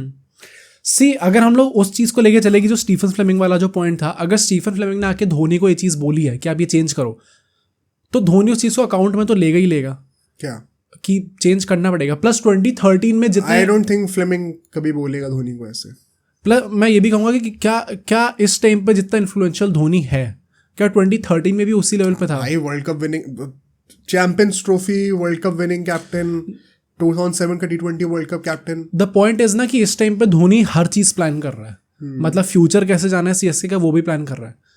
क्या 2013 में ही धोनी को ये चीज बोल दी जाएगी कि नहीं आप ही मेन? नहीं, ये तो है भाई, ये तो हमने खुद भी कितना रिसर्च करी है। ये it has been very clear कि सीएसके का सक्सेस का इतना बड़ा रीजन भी यही है कि ये लोग हर किसी का जो है जबरदस्ती का ओपिनियन नहीं लेते, इन्होंने एक बंदे को सौंप रखा है एंड वो एक बंदा ही इतना महान है कि उसके चक्कर में रिजल्ट्स भी अच्छे आते हैं। क्योंकि वही स्केप्टिक ये सोचेगा भाई कि धोनी स्केप्टिक जो है वो धोनी फैन से यही कहेगा कि तुम तो कहते हो कि CSK is equal to Dhoni, तो फिर जब ये सब हरकत तो उसका भी तो सर पे धोनी पे आएगा। लोग कहेंगे ना ऐसे। तो मैं इसको एक तरीके से जो काउंटर कर सकता हूँ, जो कि मुझे अभी दिमाग में आ रहा है, आई एम श्योर कि जो धोनी फैंस होंगे वो और भी हमारी हेल्प करेंगे इसको काउंटर करने में। कि जैसे अभी हमने क्या नाम था उनका, वो जो त्रिपाठी जो राजस्थान के प्लेयर थे, राजस्थान के जो से अंकित चौहान और नहीं वो जो जिन्होंने वो राज कुंद्रा के क्लोज फ्रेंड को कॉल करके जो बताते थे, सिद्धार्थ त्रिवेदी सॉरी त्रिपाठी कह रहा हूँ। तो जैसे उनका हमने एग्जाम्पल लिया कि यार हो सकता है कि धोनी से स्टीफन फ्लेमिंग ने या मैपन ने कभी कुछ पूछा हो, तो धोनी को ये थोड़ी पता है कि वो किस लिए पूछ रहा है, कि एक्चुअली वो जाके बैटिंग करेगा। त्रिवेदी का बोला था। हाँ। तो धोनी ने बोल दिया हो कि अच्छा भाई आज का ऐसा ऐसा सोच रहे हैं हम लोग ये प्लान। ऑल्दो मुझे लगता नहीं है किसी की बस की है कि धोनी से पूछे वैसे तो पहली बार, पर अगर ऐसा हुआ हो तो धोनी को जरूरी थोड़ी पता हो कि एक्चुअली में क्यों पूछ रहा है मेरे से। अब वो उस इन्फॉर्मेशन का उसके पीठ पीछे धोनी के पीठ पीछे जाके क्या कर रहा है धोनी को क्या पता। सेकेंडली अगर धोनी ये सब चीजें बता भी रहा था तो फिर क्या वो कमेटी के सामने झूठ बोल रहा था कि नहीं मैपन ने आज तक कभी ऐसा नहीं पूछा? तो या तो मैपन की वो वाली स्टेटमेंट की वो स्टीफन फ्लेमिंग से उसने बैटिंग ऑर्डर वगैरह चेंज करने को कहा था, वो टीम मीटिंग्स में इन्वॉल्व होता था स्ट्रैटेजी वगैरह में, वो झूठ है, या तो ये झूठ है। अब जो झूठा इंसान लग रहा है वो तो मैपन ही लग रहा है मुझे देखने में। हाँ। तो मैं तो मैपन पे ही क्वेश्चन करूंगा। आई थिंक धोनी वाली चीज़ को हम और अच्छे से डिस्कस भी लास्ट सेगमेंट में कर सकते हैं, जहाँ पे थोड़े और चीज़ें निकल के आती हैं शायद जिस पे धोनी पे क्वेश्चंस उठे। So maybe let's save it for that. But moving on अपने नेक्स्ट सेगमेंट पे चलते हैं, जहाँ पे कैसे इन प्लेयर्स को सज़ा मिलती है, क्या जजमेंट होती है एंड में, हम उस पर डिस्कस करेंगे। 13 सितंबर 2013, 16 मई को ये लोग पकड़े गए थे 4 महीने के अंदर, 4 महीने से कम। उसमें जो है बीसीसीआई श्रीशांत और अंकित चौहान को फॉर लाइफ बैन कर देती है। चंडीला को उस टाइम पे सिर्फ सस्पेंड करा जाता है, बैन उन्हें अभी नहीं मिलता। अब क्यों बैन नहीं मिलता वो मैं बताऊंगा आपको, बट ये उनको बैन मिलता है। उसका 2014 मार्च में, 1 साल बाद, बीसीसीआई श्रीनिवासन को फोर्स करते ही कि आप अपनी पोजीशन से रिजाइन करो। इसके बाद श्रीनिवासन काफ़ी ट्राई करते हैं एंड काफ़ी कोर्ट में बोलते हैं कि उनको वापस उनकी पोजीशन दे दी जाए, बट कोर्ट अल्टीमेटली डिसाइड करते हैं कि ये बंदा आगे जाके बीसीसीआई से किसी भी वे में इन्वॉल्व हो ही नहीं सकता। सो इस तरीके से उनको बैन दे दिया जाता है। इसके बाद 2014 में ही, उसी साल थोड़े टाइम बाद, मुद्दल कमेटी ने अपनी final report they the. And इस फाइनल रिपोर्ट को भी हम लोग लास्ट सेगमेंट में डिस्कस करेंगे क्योंकि बहुत शेडी रिपोर्ट एक्चुअली में है। बट 2015 में सुप्रीम कोर्ट जो है वो लोधा कमेटी बनाती है एंड उनको बेसिकली ये टास्क दिया जाता है कि आप डिसीजन लो कि सीएसके और आरआर का क्या पनिशमेंट मिलनी चाहिए। वो ये डिसाइड करते हैं कि सीएसके और आरआर को 2 सीजन के लिए बैन कर दिया जाएगा और राज कुंद्रा और गुरुनाथ मयप्पन, इन दोनों को भी फॉर लाइफ वो लोग बैन कर देते हैं बीसीसीआई से किसी भी एसोसिएशन। हाँ, सो सीएसके और आरआर इसके चलते हुए बैन हुई थी। अब जरा before you move on to कि प्लेयर्स के साथ एग्जैक्टली क्या हुआ, मैं यहाँ पे एक डिस्कशन करना चाहता हूँ। और ये बहुत ही एथिकल डिलेमा वाला डिस्कशन है जो कि कई सारे आई एम श्योर व्यूअर्स भी इस पर कोई थॉट देना चाहेंगे। देखो अल्टीमेटली दोनों क्लब्स बैन किस लिए हुए? इनके ओनर्स बैटिंग कर रहे थे। It's important to discuss this. हाँ, बैटिंग कर रहे थे, मैच फिक्सिंग नहीं कर रहे थे, राज कुंद्रा और मयप्पन। पर ये भी एक रियलिटी है कि बैटिंग का कॉन्सिक्वेंस ही मैच फिक्सिंग या फिर स्पॉट फिक्सिंग होता है अल्टीमेटली। समझ रहे हो तुम? एक्सप्लेन करता हूँ कैसे। मैंने कहा कि मुझे इंडिया वर्सेस पाकिस्तान का मैच फिक्स करना है। मैं चाहता हूँ कि इंडिया जीते 33 रन से, ताकि मैं उससे पैसे लगाऊंगा तो मेरे 1 लाख के 1 करोड़ हो जाएंगे। ठीक है, अब मुझे नहीं पता कि मैंने बैटिंग में पैसे तो लगा दिए 1 लाख कि इंडिया जीतेगी कि नहीं जीतेगी, क्या पता पाकिस्तान का दिन आ जाए। तो क्योंकि मैंने उस पर 1 लाख रुपए बेट कर रखे हैं, अब मुझे 100% गारंटी चाहिए कि वो 1 करोड़ में बदल जाए, तो फिर मैं मैच फिक्स करने का ट्राई करूंगा इंडिया के प्लेयर्स को या पाकिस्तान के प्लेयर्स को कॉन्टैक्ट करके। तो क्योंकि मैं बेटिंग में इन्वॉल्व होना चाहता हूँ, उसी का कॉन्सिक्वेंस आ रहा है मैच फिक्सिंग का। मैच फिक्सिंग का इन इट सेल्फ कोई पर्पस नहीं है अगर उसमें पैसे इन्वॉल्व नहीं हो रहे बेटिंग के थ्रू, ठीक है। तो यहाँ पे ये दोनों बंदे बेटिंग में पकड़े गए हैं, इन्होंने मैच फिक्सिंग नहीं करी है, पर बेटिंग जैसी एक्टिविटीज़ की वजह से ही मैच फिक्सिंग को बढ़ावा मिलता है, which is why betting India में लीगल मानी जाती है। मतलब in larger scheme of things you are saying कि बेटिंग में क्योंकि इतना पैसा इन्वॉल्व होता है, बेटिंग करते हैं तो नेचुरली मैच फिक्सिंग में भी इफेक्ट पड़ेगा ही पड़ेगा। क्योंकि भाई अगर तो तुम 10 रुपये लगा रहे हो और तुम हार गए डील तो कोई फर्क नहीं पड़ता, बस जब तुम अपना पूरा घर बेच के पैसे लगा रहे हो उसके ऊपर या बहुत बड़ा अमाउंट लगा रहे हो तो तुम्हें गारंटी चाहिए ना, इसीलिए तो तुम अप्रोच करोगे प्लेयर्स को कि भाई फिक्स कर दे ये चीज़ और कुछ शेयर मैं तेरे को दे दूंगा। तो अब यहाँ पे क्वेश्चन ये आता है कि क्या बेटिंग को लीगल कर देना चाहिए इंडिया में? सी वेरी ऑनेस्टली स्पीकिंग एंड आजकल ना केसेस इतने निकल के आए हैं जहाँ पे काफ़ी लोग जो हैं, एंड मैं वेरी ऑनेस्टली मैं बहुत सिंपैथी रखता नहीं उन लोगों के साथ, बट काफ़ी लोग जो हैं उन लोगों ने लेजिट अपना पूरा घर बार सब बेच दिया एंड सड़क पे आ गए हैं, एंड काफ़ी यंग पॉपुलेशन भी है उसके अंदर। उसको देख के तो हमेशा आपको लगता है कि यार कुछ लोग इतने बेवकूफ़ होते हैं, वेरी फ्रैंकली स्पीकिंग, जिनको अपने दिमाग में रखते हुए आपको ऐसे लॉज बनाने पड़ेंगे कि ताकि कंट्री ही ना डूब जाए भाई, कंट्री की यंग पॉपुलेशन ना डूब जाए, specially in a country like India जहाँ पे यंग पॉपुलेशन इतनी ज़्यादा है।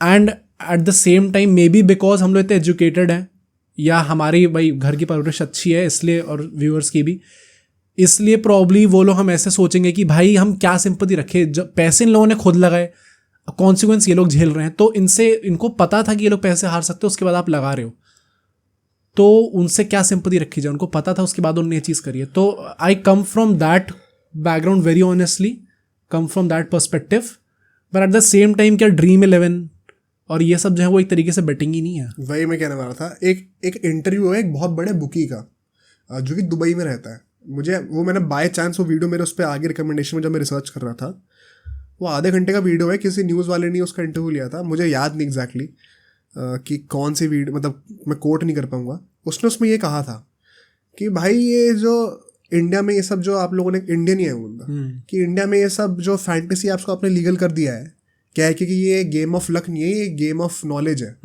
ये रीजनिंग दी जाती है कोर्ट में कि गेम ऑफ चांस नहीं है, विच इज़ फेयर एक्चुअली। तो वो कहता भाई कहाँ से गेम ऑफ लक, कहाँ से गेम ऑफ नॉलेज है ये? क्यों?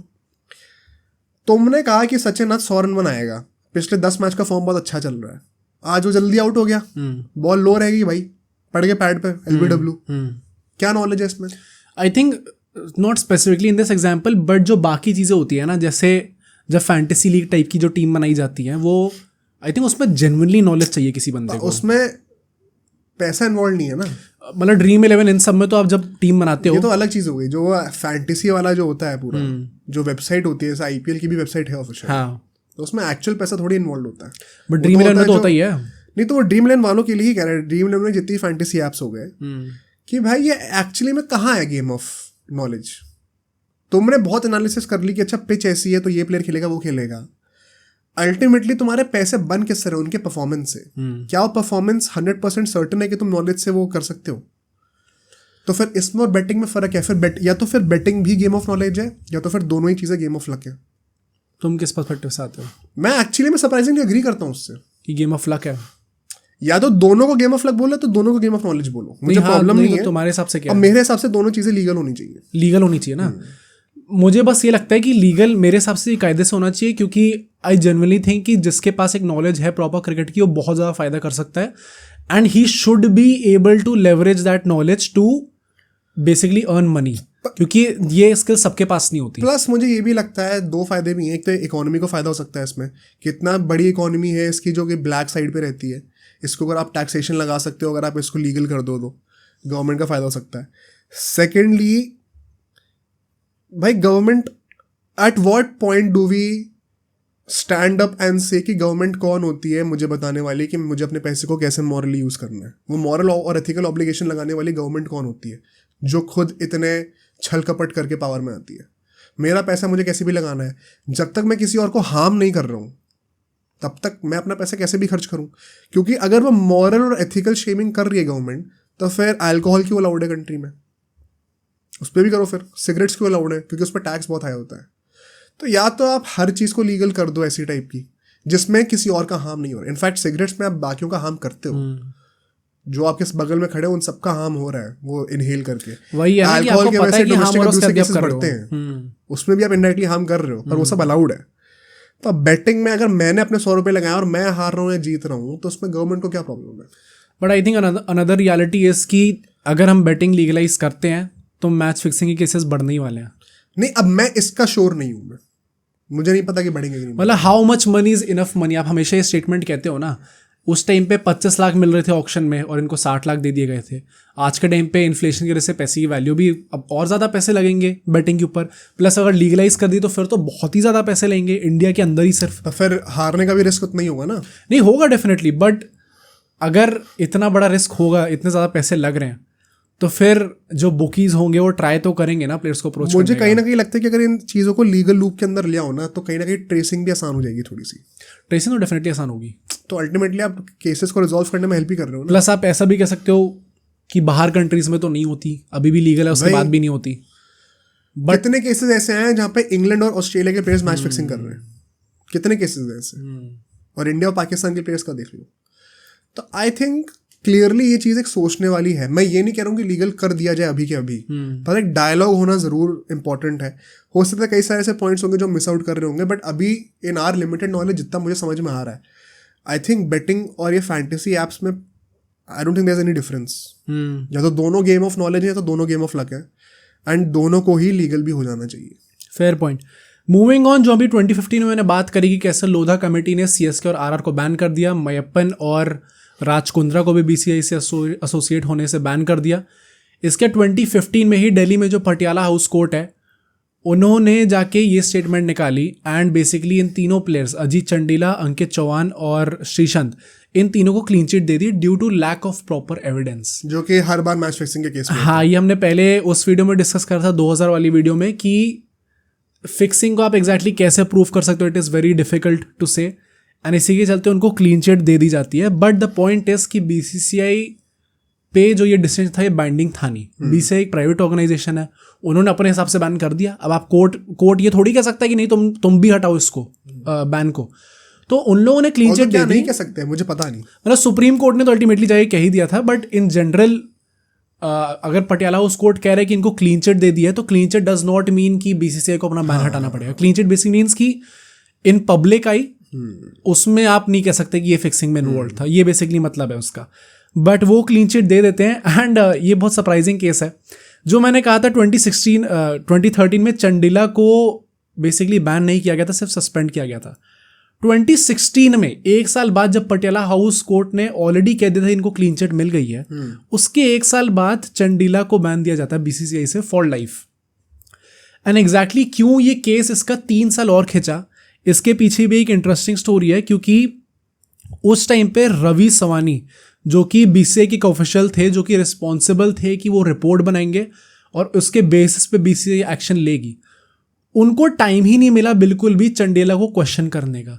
और वो क्यों नहीं मिला? क्योंकि 16 मई से जब अल्टीमेटली इनको अरेस्ट किया गया था से लेके 9 सितंबर तक, 4 दिन पहले अल्टीमेटली जब श्रीशांत को बैन करा गया था, इसके बीच में चंडीला या तो पुलिस कस्टडी में थे या जुडिशियल कस्टडी में थे।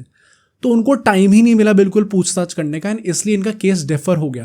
अब लोग कहेंगे कि श्रीशांत और अंकित चौहान कैसे पकड़े गए? फिर श्रीशांत और अंकित चौहान को 11 जून से वो लोग बेल पे थे, एंड इसलिए उनको जल्दी पूछताछ हो गई, जल्दी उनका डिसीजन निकल गया। वो 9 सितंबर को बेल मिली उसको, बेचारे चंदीला को, बेचारा क्या वैसे चंदीला को। एंड द पॉइंट इज कि इसके बीच में एज वी जस्ट सेड कि बीसीसीआई, आईपीएल, इन सब में से लोगों ने रिजाइन करना स्टार्ट कर दिया था। बीसीसीआई एक पूरे एडमिनिस्ट्रेटिव मेकओवर में गई जहाँ पे नए नए लोग आए, एंड वही नए लोग अपॉइंट करने के चक्कर में, ढूंढने में, इसके चक्कर में चंदीला का केस थोड़ा पीछे पुश हो गया। तो वही मतलब जो मैंने आपसे कहा था कि सब लोग रिजाइन तो कर रहे हैं, बट इसका अल्टीमेटली इफेक्ट तब पड़ा कि प्लेयर्स को जो सज़ा मिलनी चाहिए उसको लेट मिली। तो चंडेला को इसलिए काफ़ी लेट बैन मिला। ऑल्दो अल्टीमेटली 2019 में 5 साल पहले सुप्रीम कोर्ट ने लाइव बैन इन तीनों प्लेयर से हटा दिया और बीसीसीआई से कहा कि आप लोग अपने डिसीजन को रिकंसिडर करें जो लाइव बैन उन्होंने लगाया था। बीसीसीआई ने रिकंसिडर करा और उस लाइव बैन को सिर्फ 7 साल तक एक्सटेंड करा, विच बेसिकली मीन्स कि अंकित चौहान और श्रीशंत जिनको 2013 में ही बैन मिल गया था, वो 13 सितंबर 2020 तक उनका बैन था, उसके बाद वो फ्री थे।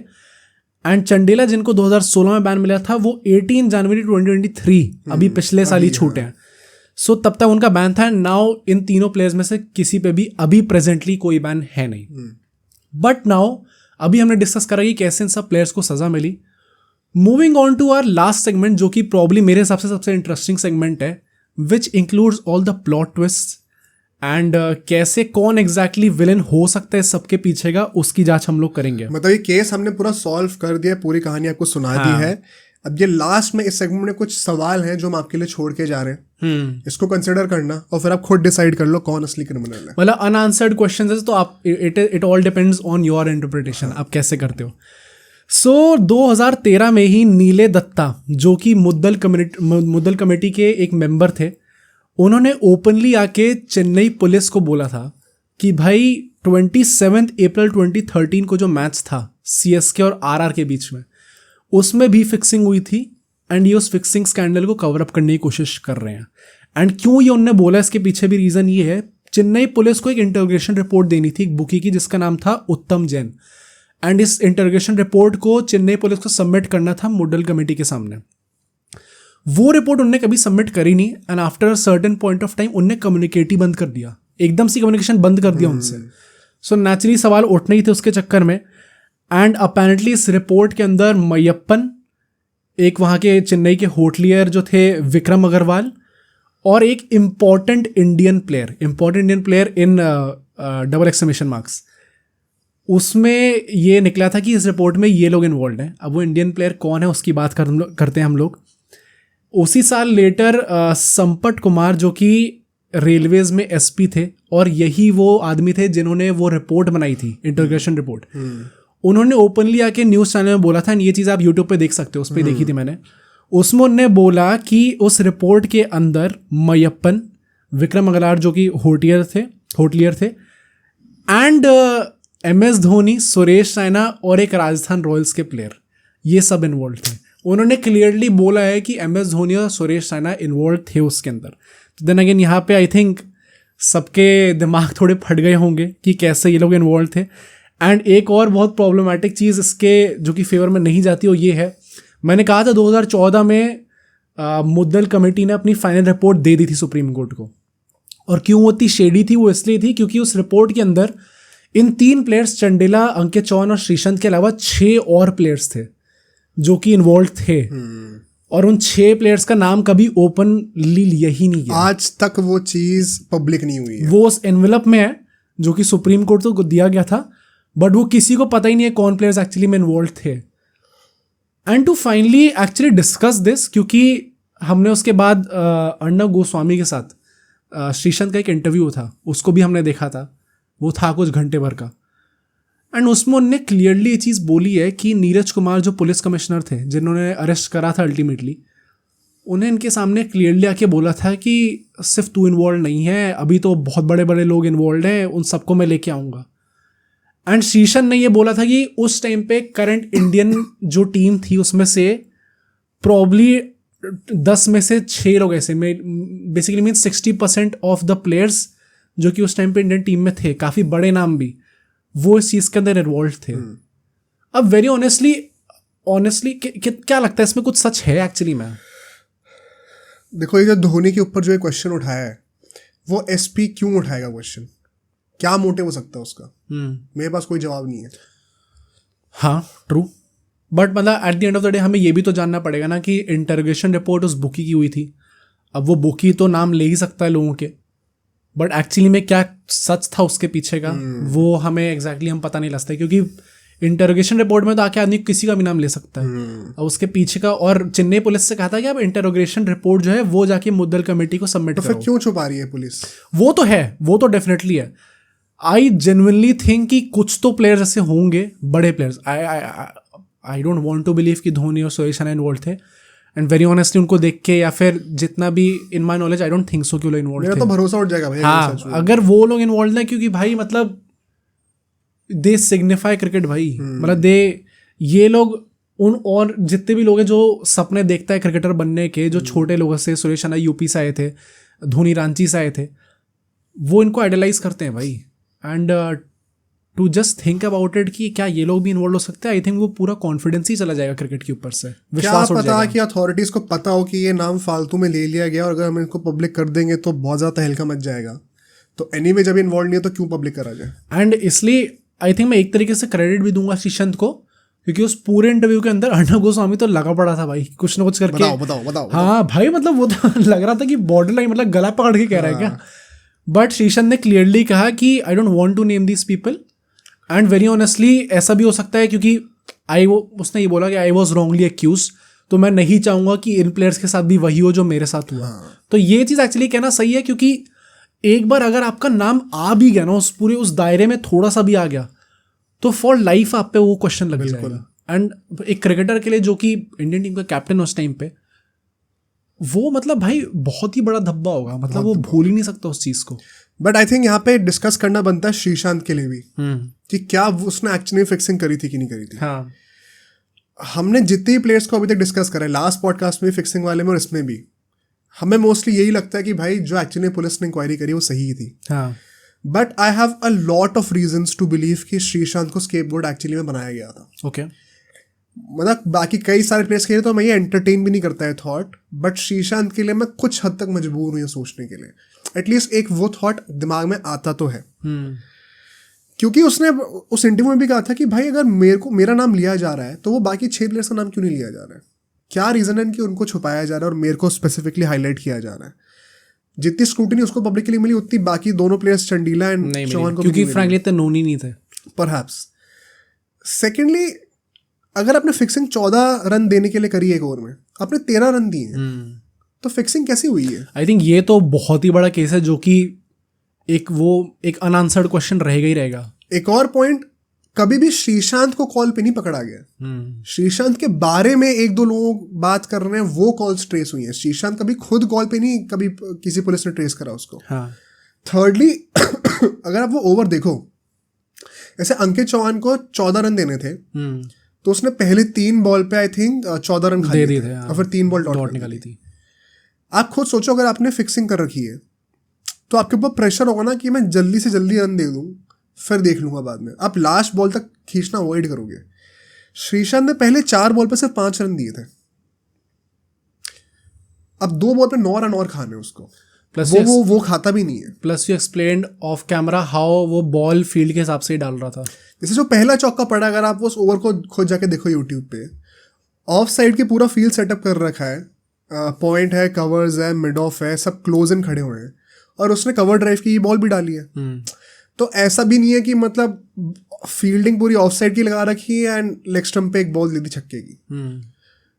प्लस एक और बात ये, उसने उस ओवर में एक भी वाइड या नो बॉल नहीं डाली है। तो ऐसा लोग कहते हैं कि वो जो टॉवल वाला इंसिडेंट है वो एक्चुअली में वो थ्रू आउट द सीजन करता हुआ आ रहा था, ऐसा नहीं कि स्पेसिफिकली उस मैच के लिए उसने कराया वो। तो ये कई सारे रीजंस होते हैं जो कि आपको सोचने पे मजबूर करते हैं कि क्या श्रीशांत को एक्चुअली में स्केपगोट बनाया गया था to protect someone who is much more powerful. I think ये जो 6 प्लेयर्स वाला पॉइंट है तो definitely and very frankly I am quite angry with it. You know Goswami काफ़ी एंग्री था। आई थिंक मैं उस सेंटिमेंट से तो रिलेट करता हूँ कि भाई इसको तो फंसा दिया, चलो ठीक है, बट जो बाकी 6 प्लेयर्स है ऐसा क्यों है, और ये चेन्नई पुलिस ही क्यों कर रही है, सिर्फ चेन्नई पुलिस क्यों छुपा रही है इस चीज़ को। तो आई थिंक वहाँ पे तो क्वेश्चंस डेफिनेटली बनते हैं। Plus another point to add to this is कि नीरज कुमार की जो प्रेस कॉन्फ्रेंस थी जहाँ पे वो पूरे प्रूफ्स दिखा रहे थे वीडियो के साथ, उसमें वेरी कन्वीनियंटली उन लोगों ने श्रीशांत की ओवर की लास्ट बॉल दिखाई नहीं। हाँ, ये बहुत इंपॉर्टेंट पॉइंट है। ये आप वीडियो को देख सकते हैं जाके, जो मैं पहले कह रहा था, इंडिया टीवी की चैनल पे वीडियो मिल जाएगी आपको यूट्यूब पर, 29 मिनट समथिंग की है, जिसमें नीरज कुमार ने पहली बार पूरा एक्सपोज किया था अपनी टीम के साथ। उसमें उन्होंने हर ओवर को पूरा दिखाया था, सिर्फ श्रीशांत वाले ओवर में आखिरी की 1-2 बॉलें दिखाई नहीं, खत्म कर दिया पूरा वो।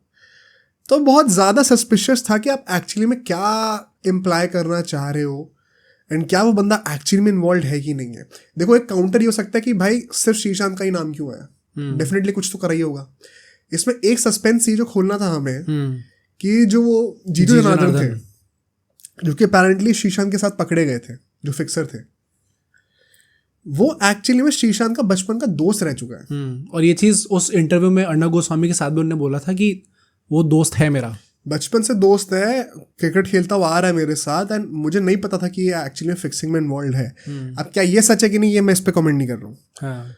पर वो उसका दोस्त, बचपन का दोस्त है, तो वो नेचुरली उसके रूम में बैठा हुआ होगा, ये एक एक्सप्लेनेशन हो सकती है।